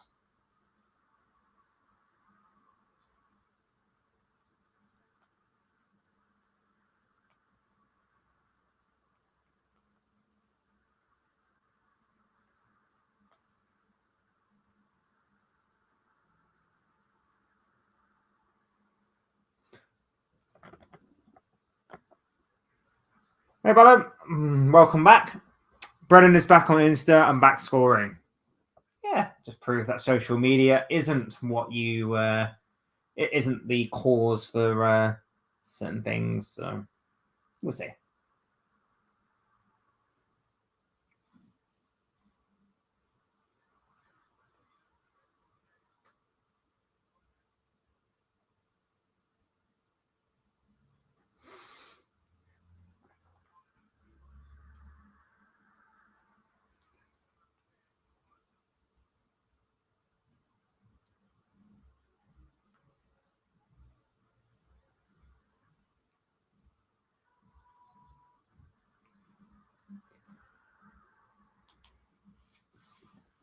Over an hour gone, still 1-1. Game hanging in the balance. There is definitely a winner in this one. We shall see as Morgan Rogers goes over a foul from Pape Sarr and wins a free kick in a very dangerous area for Aston Villa.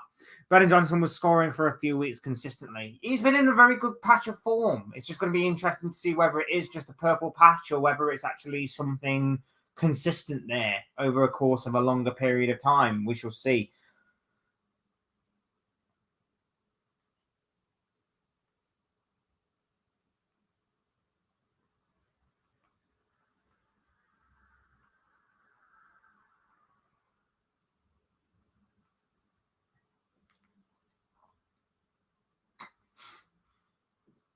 What can Villa do from this free kick?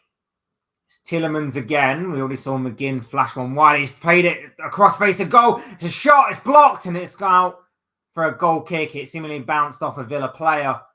in that, but it was a different free kick this time. Played it outside of the box to Luca Dina. Didn't get the cleanest of contact on it, and it seemed to bounce off, I believe. Is that Rodgers? It may have been Rodgers. It may have been someone else. It bounced off a Villa player anyway. Couldn't quite see on the replay. And out for a goal kick.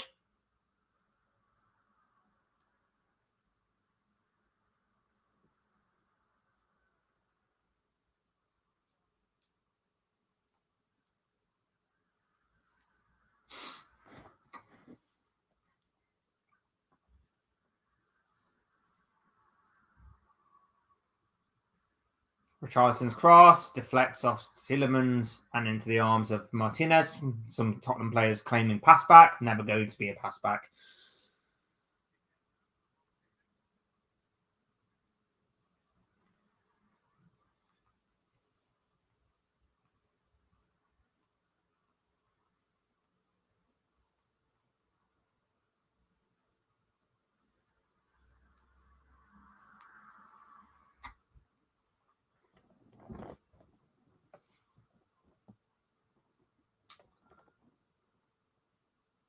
A bit dark in this room, isn't it? It's darker now, earlier and earlier, doesn't it? Jeez. It's only hot. It's not even 3:30 yet. It's dark, dull, dark, horrible. So bad. 65 minutes played, 1-1. Aston Villa took the lead through Morgan Rodgers in the first half. Tottenham fired back very quickly in the second half for a very well taken goal by Brennan Johnson after a great assist from Heung-min Son. Game's on a knife edge. The game could be won by either one of these teams, really. It's Spurs on the ascendancy, but Villa also have that threat going forward. And especially when you consider they have got a certain goal-scoring machine sat on their bench waiting for his moment to shine. Wouldn't surprise me if John Durant does go on and score the winning goal, to be honest with you, if he does come on. He's on the bench, right? I think I saw him on the bench. Pape Sarr fires one just wide of the mark. And it'll be a goal kick to Aston Villa.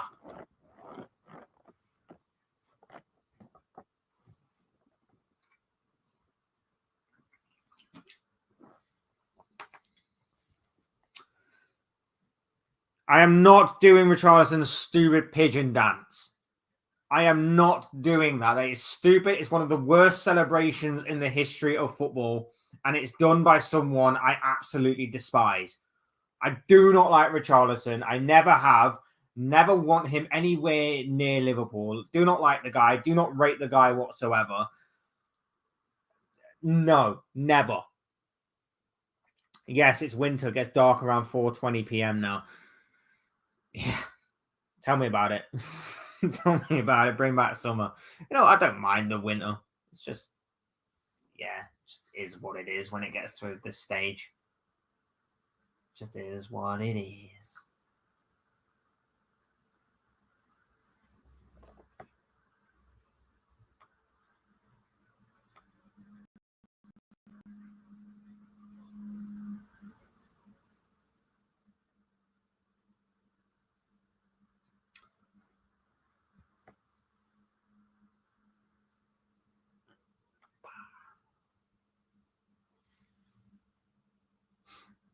Ballon wants the summer back already.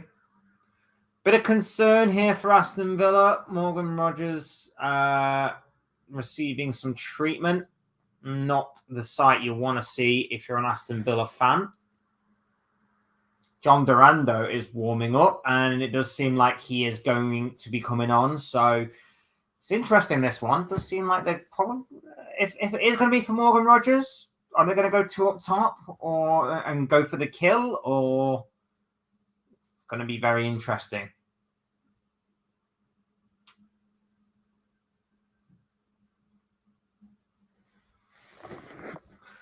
Receiving instructions. This is where the goal is. You already know that. Your incredible minutes per goal ratio is 58, which is insane. I didn't rate this guy. I remember when Chelsea were linked with him, I did a video on him, I believe. I didn't rate John Duran. I just saw him score a few goals and was like, okay, so the guy is probably just in a bit of a purple patch of form. But yeah, I just didn't rate the guy really.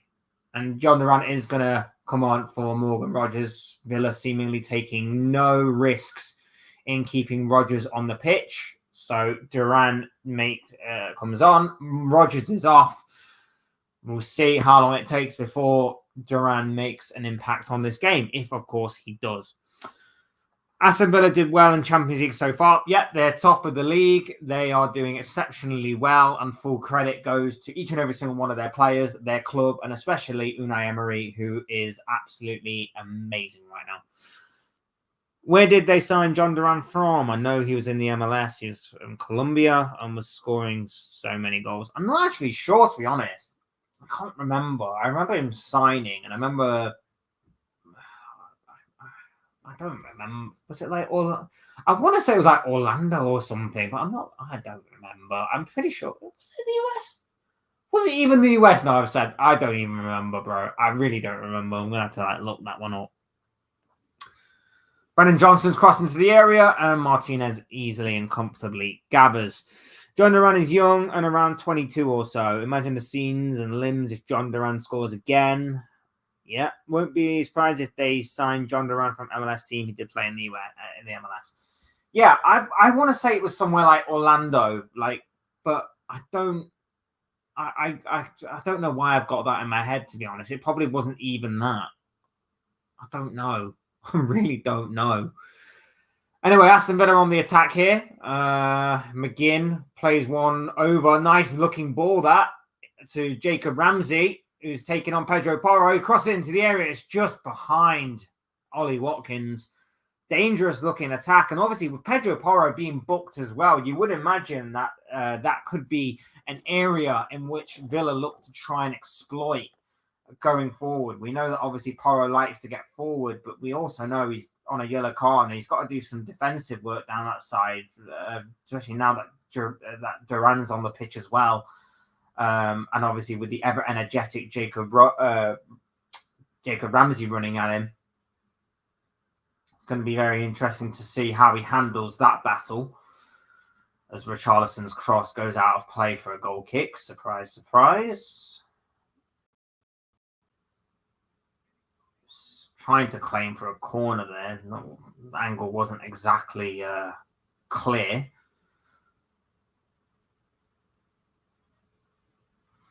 "20 minutes to go.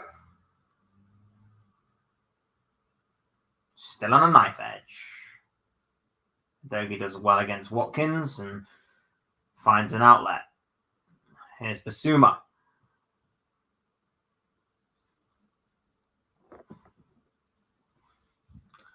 Long diagonal looking for Brennan Johnson. Takes it, but Digne gets something on it and stops his momentum. But the recovery is well done. And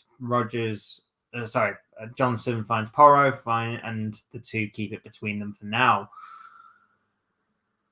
Basuma, Sarr, Kulusevski. Wouldn't mind a Kulusevski goal for my fantasy team, to be honest. I put him in. Hasn't done anything for the past couple of weeks that I have put him in, but I wouldn't mind if he actually started to do something, except for picking up fouls and yellow cards and stuff. That'd be great. Oh, my fantasy team is so in the mud. Every week, I think I've made a shrewd move here. Every week, I think, oh, this guy scored and this guy scored. I might have actually had a good week. But everybody else seems to pick up 20 points for scoring a single goal. And then my players score, and I only seem to pick up about 5. Makes no sense to me. Is John Duran modern day Javier Hernandez Chicharito? It'll be interesting to see what happens if he becomes a starting striker. It'll be interesting to see what would happen if, obviously, I don't wish injury on anyone, but if Ollie Watkins picked up an injury, it'd be interesting to see what would happen if John Duran actually became a starting striker playing week in, week out, leading the line, whether he'd be as effective or not. Some people pick up, being some people pick up being a super sub very, very well. Ole Gunnar Solskjaer made a career out of it. John Duran may be a similar case. Maybe he's better. Here's Onana. Watkins, just couldn't get through. Well defended from Tottenham. And now the attack could be on here as Basuma plays it in. Lovely touch, lovely play. Lovely finish from Dom Solanke. I've got to applaud that. That was a lovely bit of play from Tottenham. And Dom Solanke puts Tottenham ahead. It's 2-1 now to Spurs. They turned the game on its head in this second half. The first real bit of quality play from Spurs, gotta be said. Lovely bit of play, lovely through ball, and Dom Solanke makes it 2-1 to Spurs.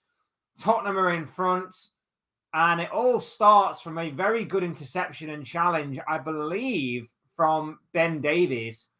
And Spurs then set up a counter-attack. It's lovely one-touch stuff. VAR may get involved, but it does look like he is onside, only just. And it's a lovely little dinked finish beyond the goalkeeper. They are checking VAR and offside, but I think he is onside. I think Konza is just playing him onside. I think that left foot of Konza is going to be just about playing him onside. But they are checking it. But it's a lovely little bit of interchange and a lovely little bit of play on the on the edge of the Aston Villa penalty area that allows Solanke through. And it's a lovely reverse ball. And Solanke scores, and it is confirmed as being scored. It's judged to be onside. And Kulusevski gets an assist. So as I was saying there about him not doing anything, Kulusevski gets an assist for my fantasy team. Well in, Kulusevski. Very, very good. Well done on that front. So just going to change the banner.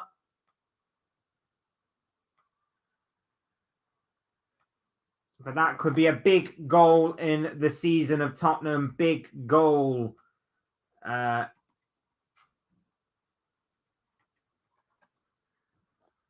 Big goal there for Tottenham, potentially.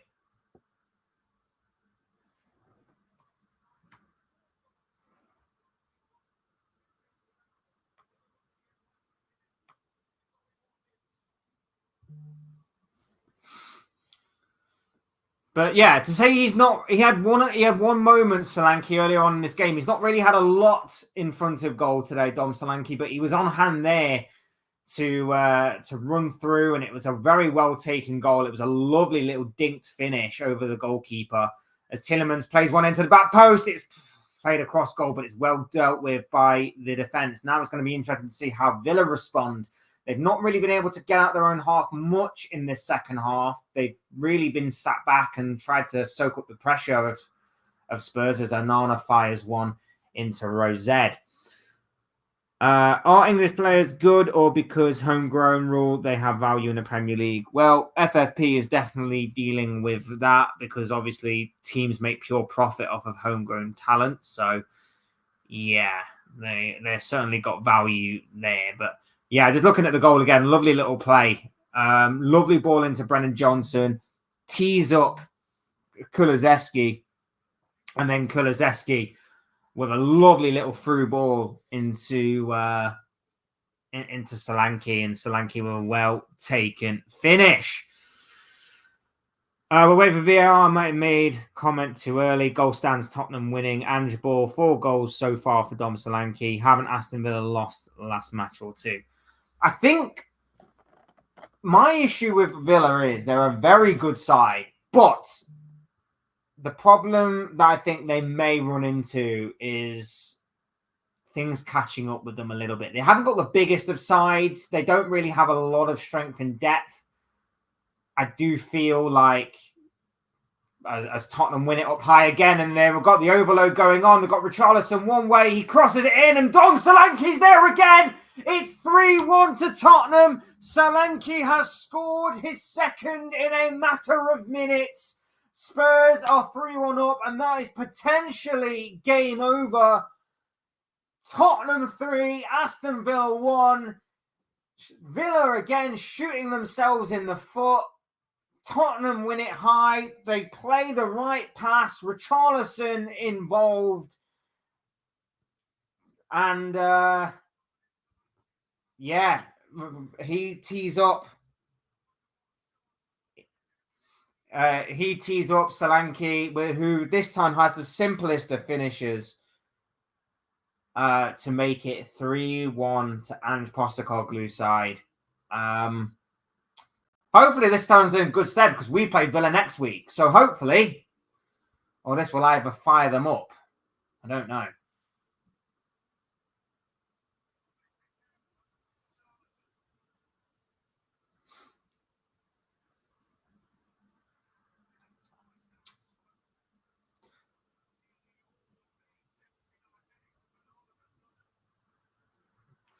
And they've tried that. They've tried that a lot in this game. They've tried to get down one side, and then they've tried to cut the ball back, find someone in the 6-yard area. That typical Tottenham goal that I mentioned earlier.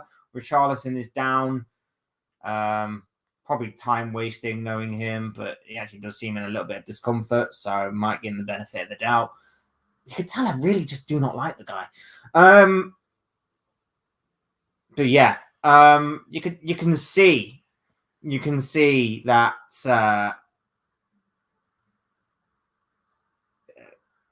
that what they were trying to do for a large part, and that time it actually worked. They got down one side, they cut the ball into the 6-yard area, and Solanke's on hand to turn it home. Yeah, it's good. It was a good piece. It was a good piece of play. It was good pressing and a good piece of play from Tottenham there.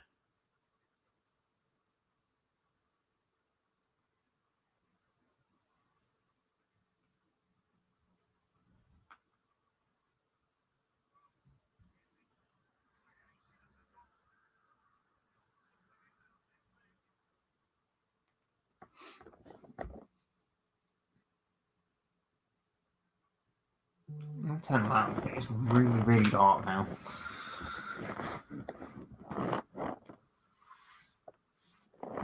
Liverpool have Aston Villa next Saturday, a good test. Aston Villa will focus on the Champions League match. Well, that's the hope. The hope is that that they put too much effort into their Champions League campaign and they flop in the Premier League. I think you're already seeing that a little bit. I think the intensity of the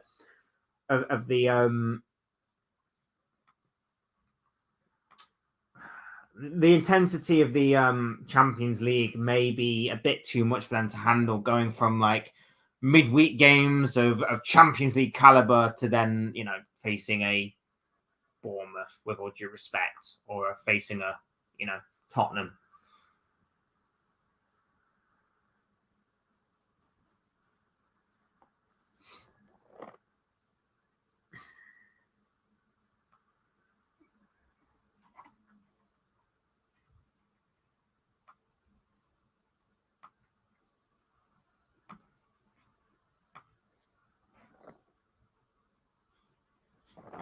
Tottenham 3, Aston Villa 1.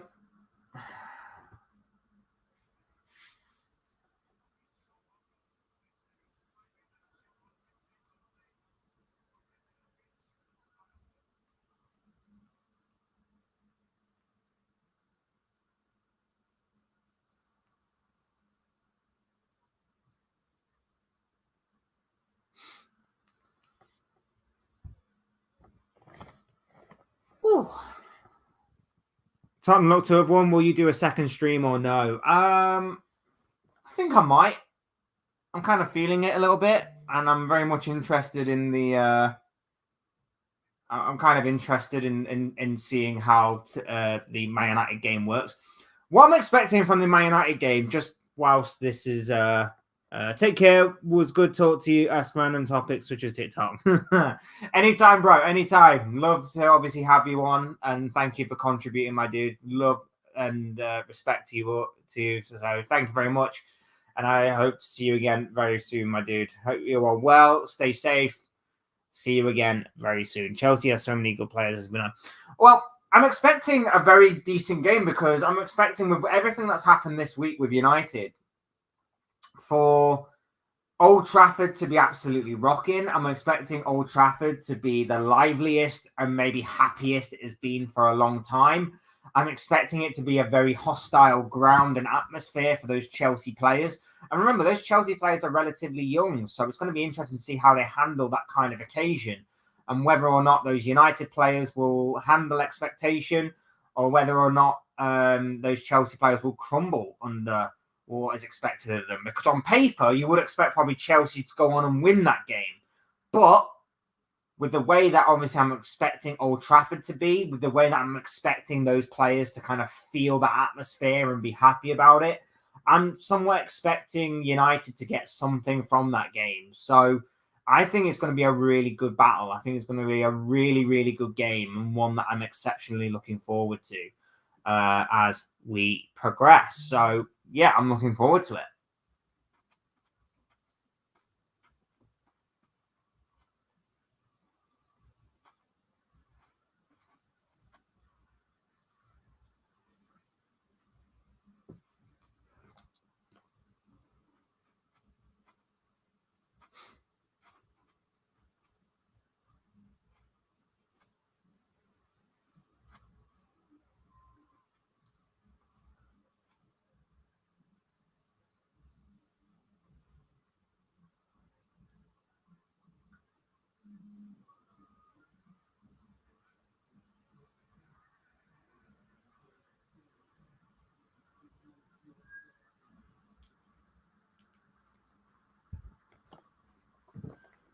It's unfortunate this game went this way.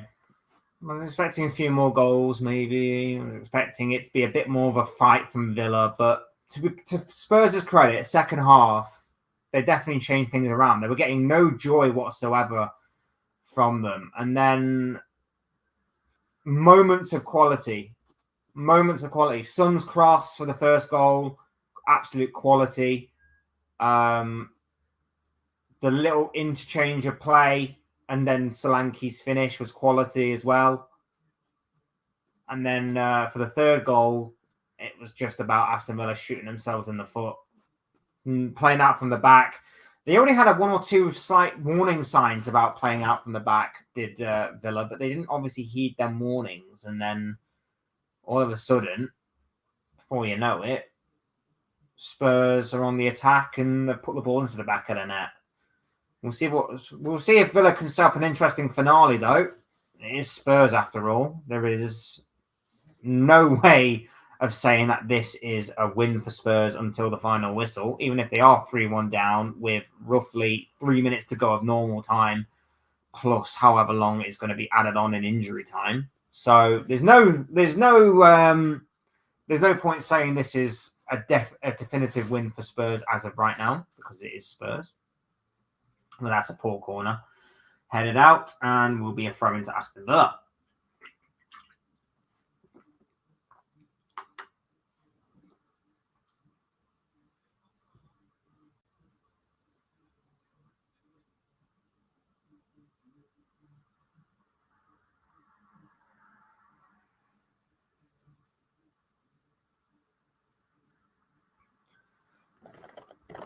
That's what I'll say is the problem. I'd probably say that it's a depth thing. I mentioned it earlier. I think the depth that Spurs have over Villa has obviously been proved today of why this result has gone this way. And that's why I said earlier that Villa may find it difficult the later the season goes on. I think they've got a very good squad. They've got some very good players. There's some very good individuals in that squad. Morgan Rogers, like I mentioned earlier, has been brilliant for them in the majority of the season. Ollie Watkins, as we know, is an underrated striker in the Premier League. John Duran has got an incredible goals contribution record from the amount of minutes that he's played. We know that they've got some decent players within their ranks. Onana's brilliant, but depth-wise, they just don't, to me at least, they don't seem to have it. And that's why I'm going a little bit more confident in my prediction for next week. I think Liverpool will win next week against Aston Villa, simply for the reason that we have strength and depth over them, as Villa continue to pile on a little bit of pressure, but Tottenham are so far dealing with it. I think Liverpool's strength and depth will tell. And I think the longer that we leave the game and then we go in for the kill, I think the more opportunity and chance we will have of winning.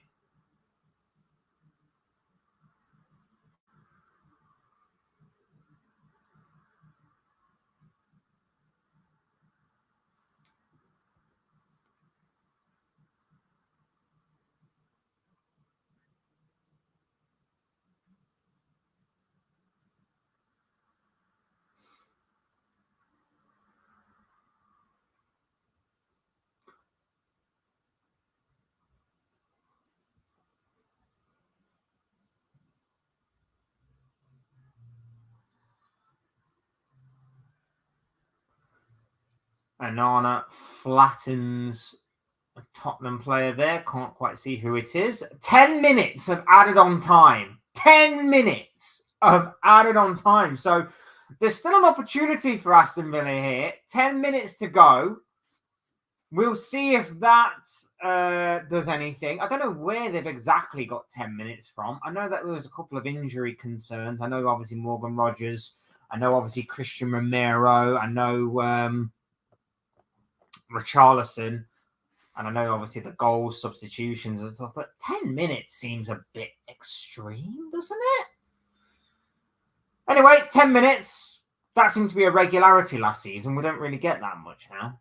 And obviously, there's no telling if anything will happen in extra time, in this added-on period of time, in which there'll obviously be more added-on time. So we shall see.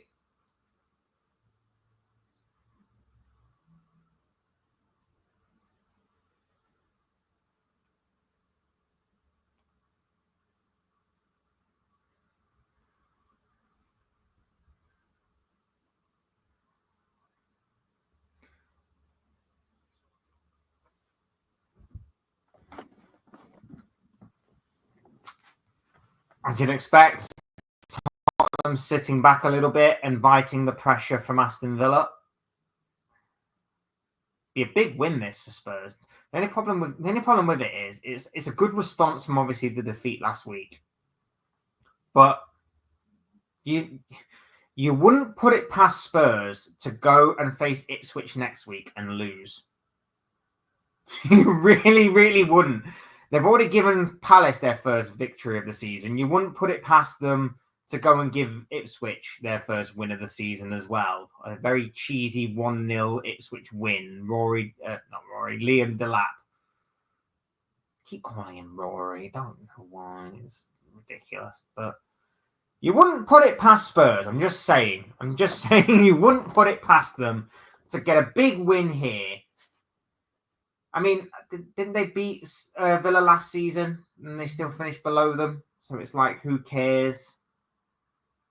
Like, yeah. If you've got Solanke in your team, by the way, in FPL, I absolutely hate you. Just saying.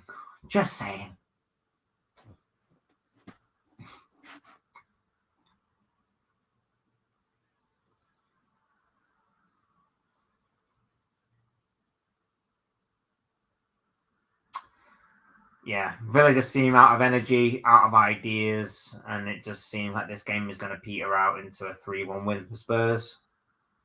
Which, from a neutral's point of view, is not the best. I was hoping that Villa would maybe get a goal back, make the final few minutes entertaining as possible.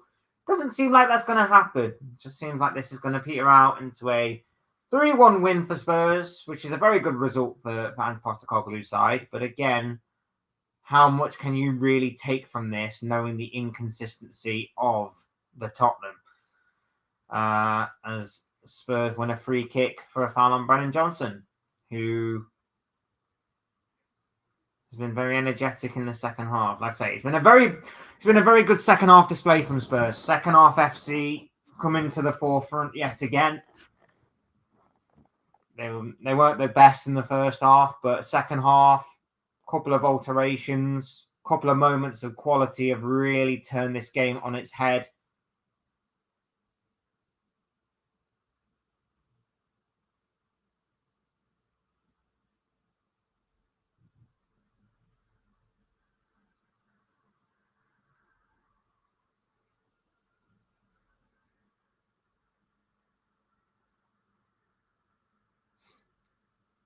We're just finding our way to the final moments of this game. Final 5 minutes of added on time, plus however long the referee decides to play this game out for. Spurs have won a free kick on the edge of the area. Dom Solanke and Diego Carlos come into blows. Solanke not happy with the challenge.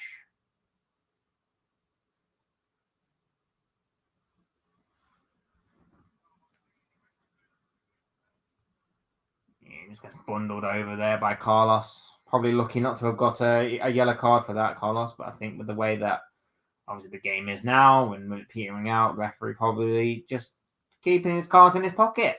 Although probably the wrong decision, and probably it does matter, these kind of things. So we shall see on that one. We shall see on that one.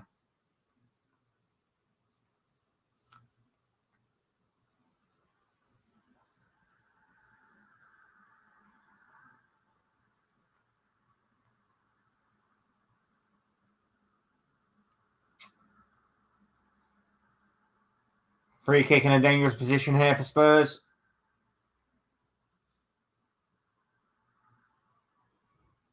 Madison and Kulusevski over it.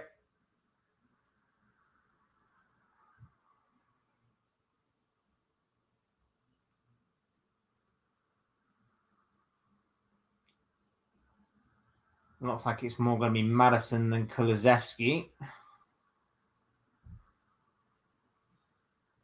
Madison takes and it's into the back of the net. It's 4-1 Tottenham.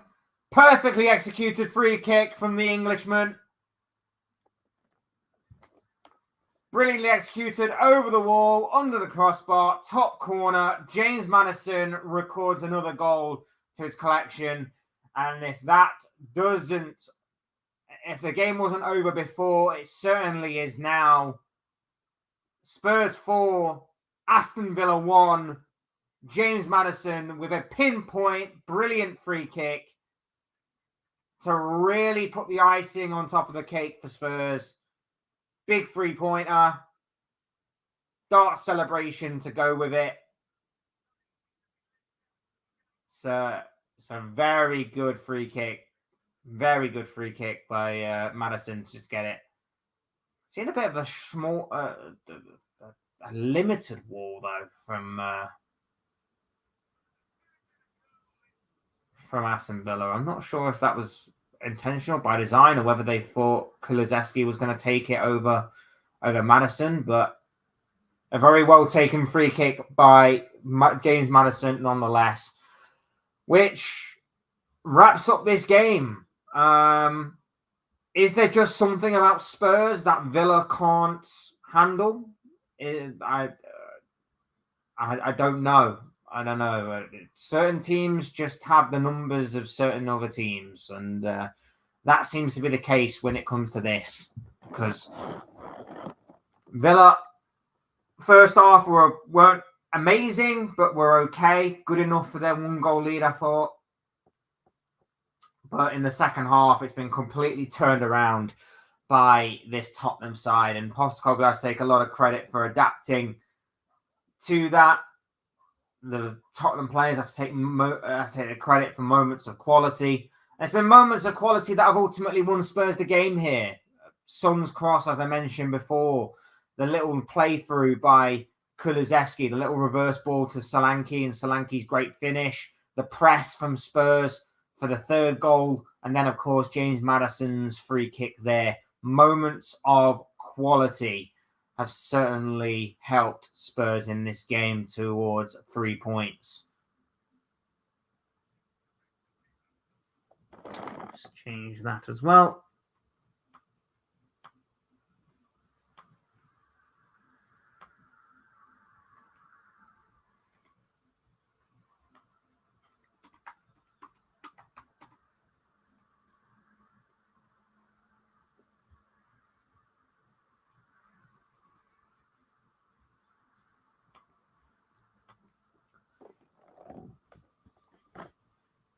Bad day at the office for Aston Villa.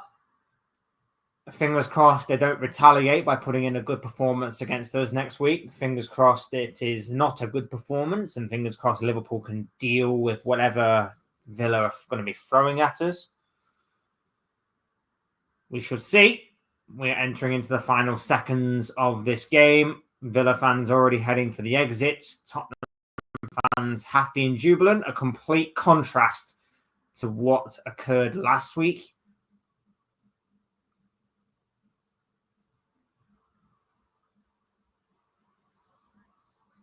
Long-range strike from Sarr, comfortably into the hands of Emi Martinez, who I don't think really can have...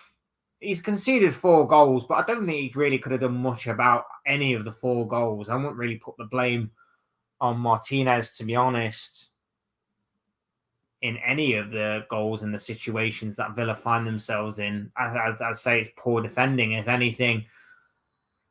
As the full-time whistle goes...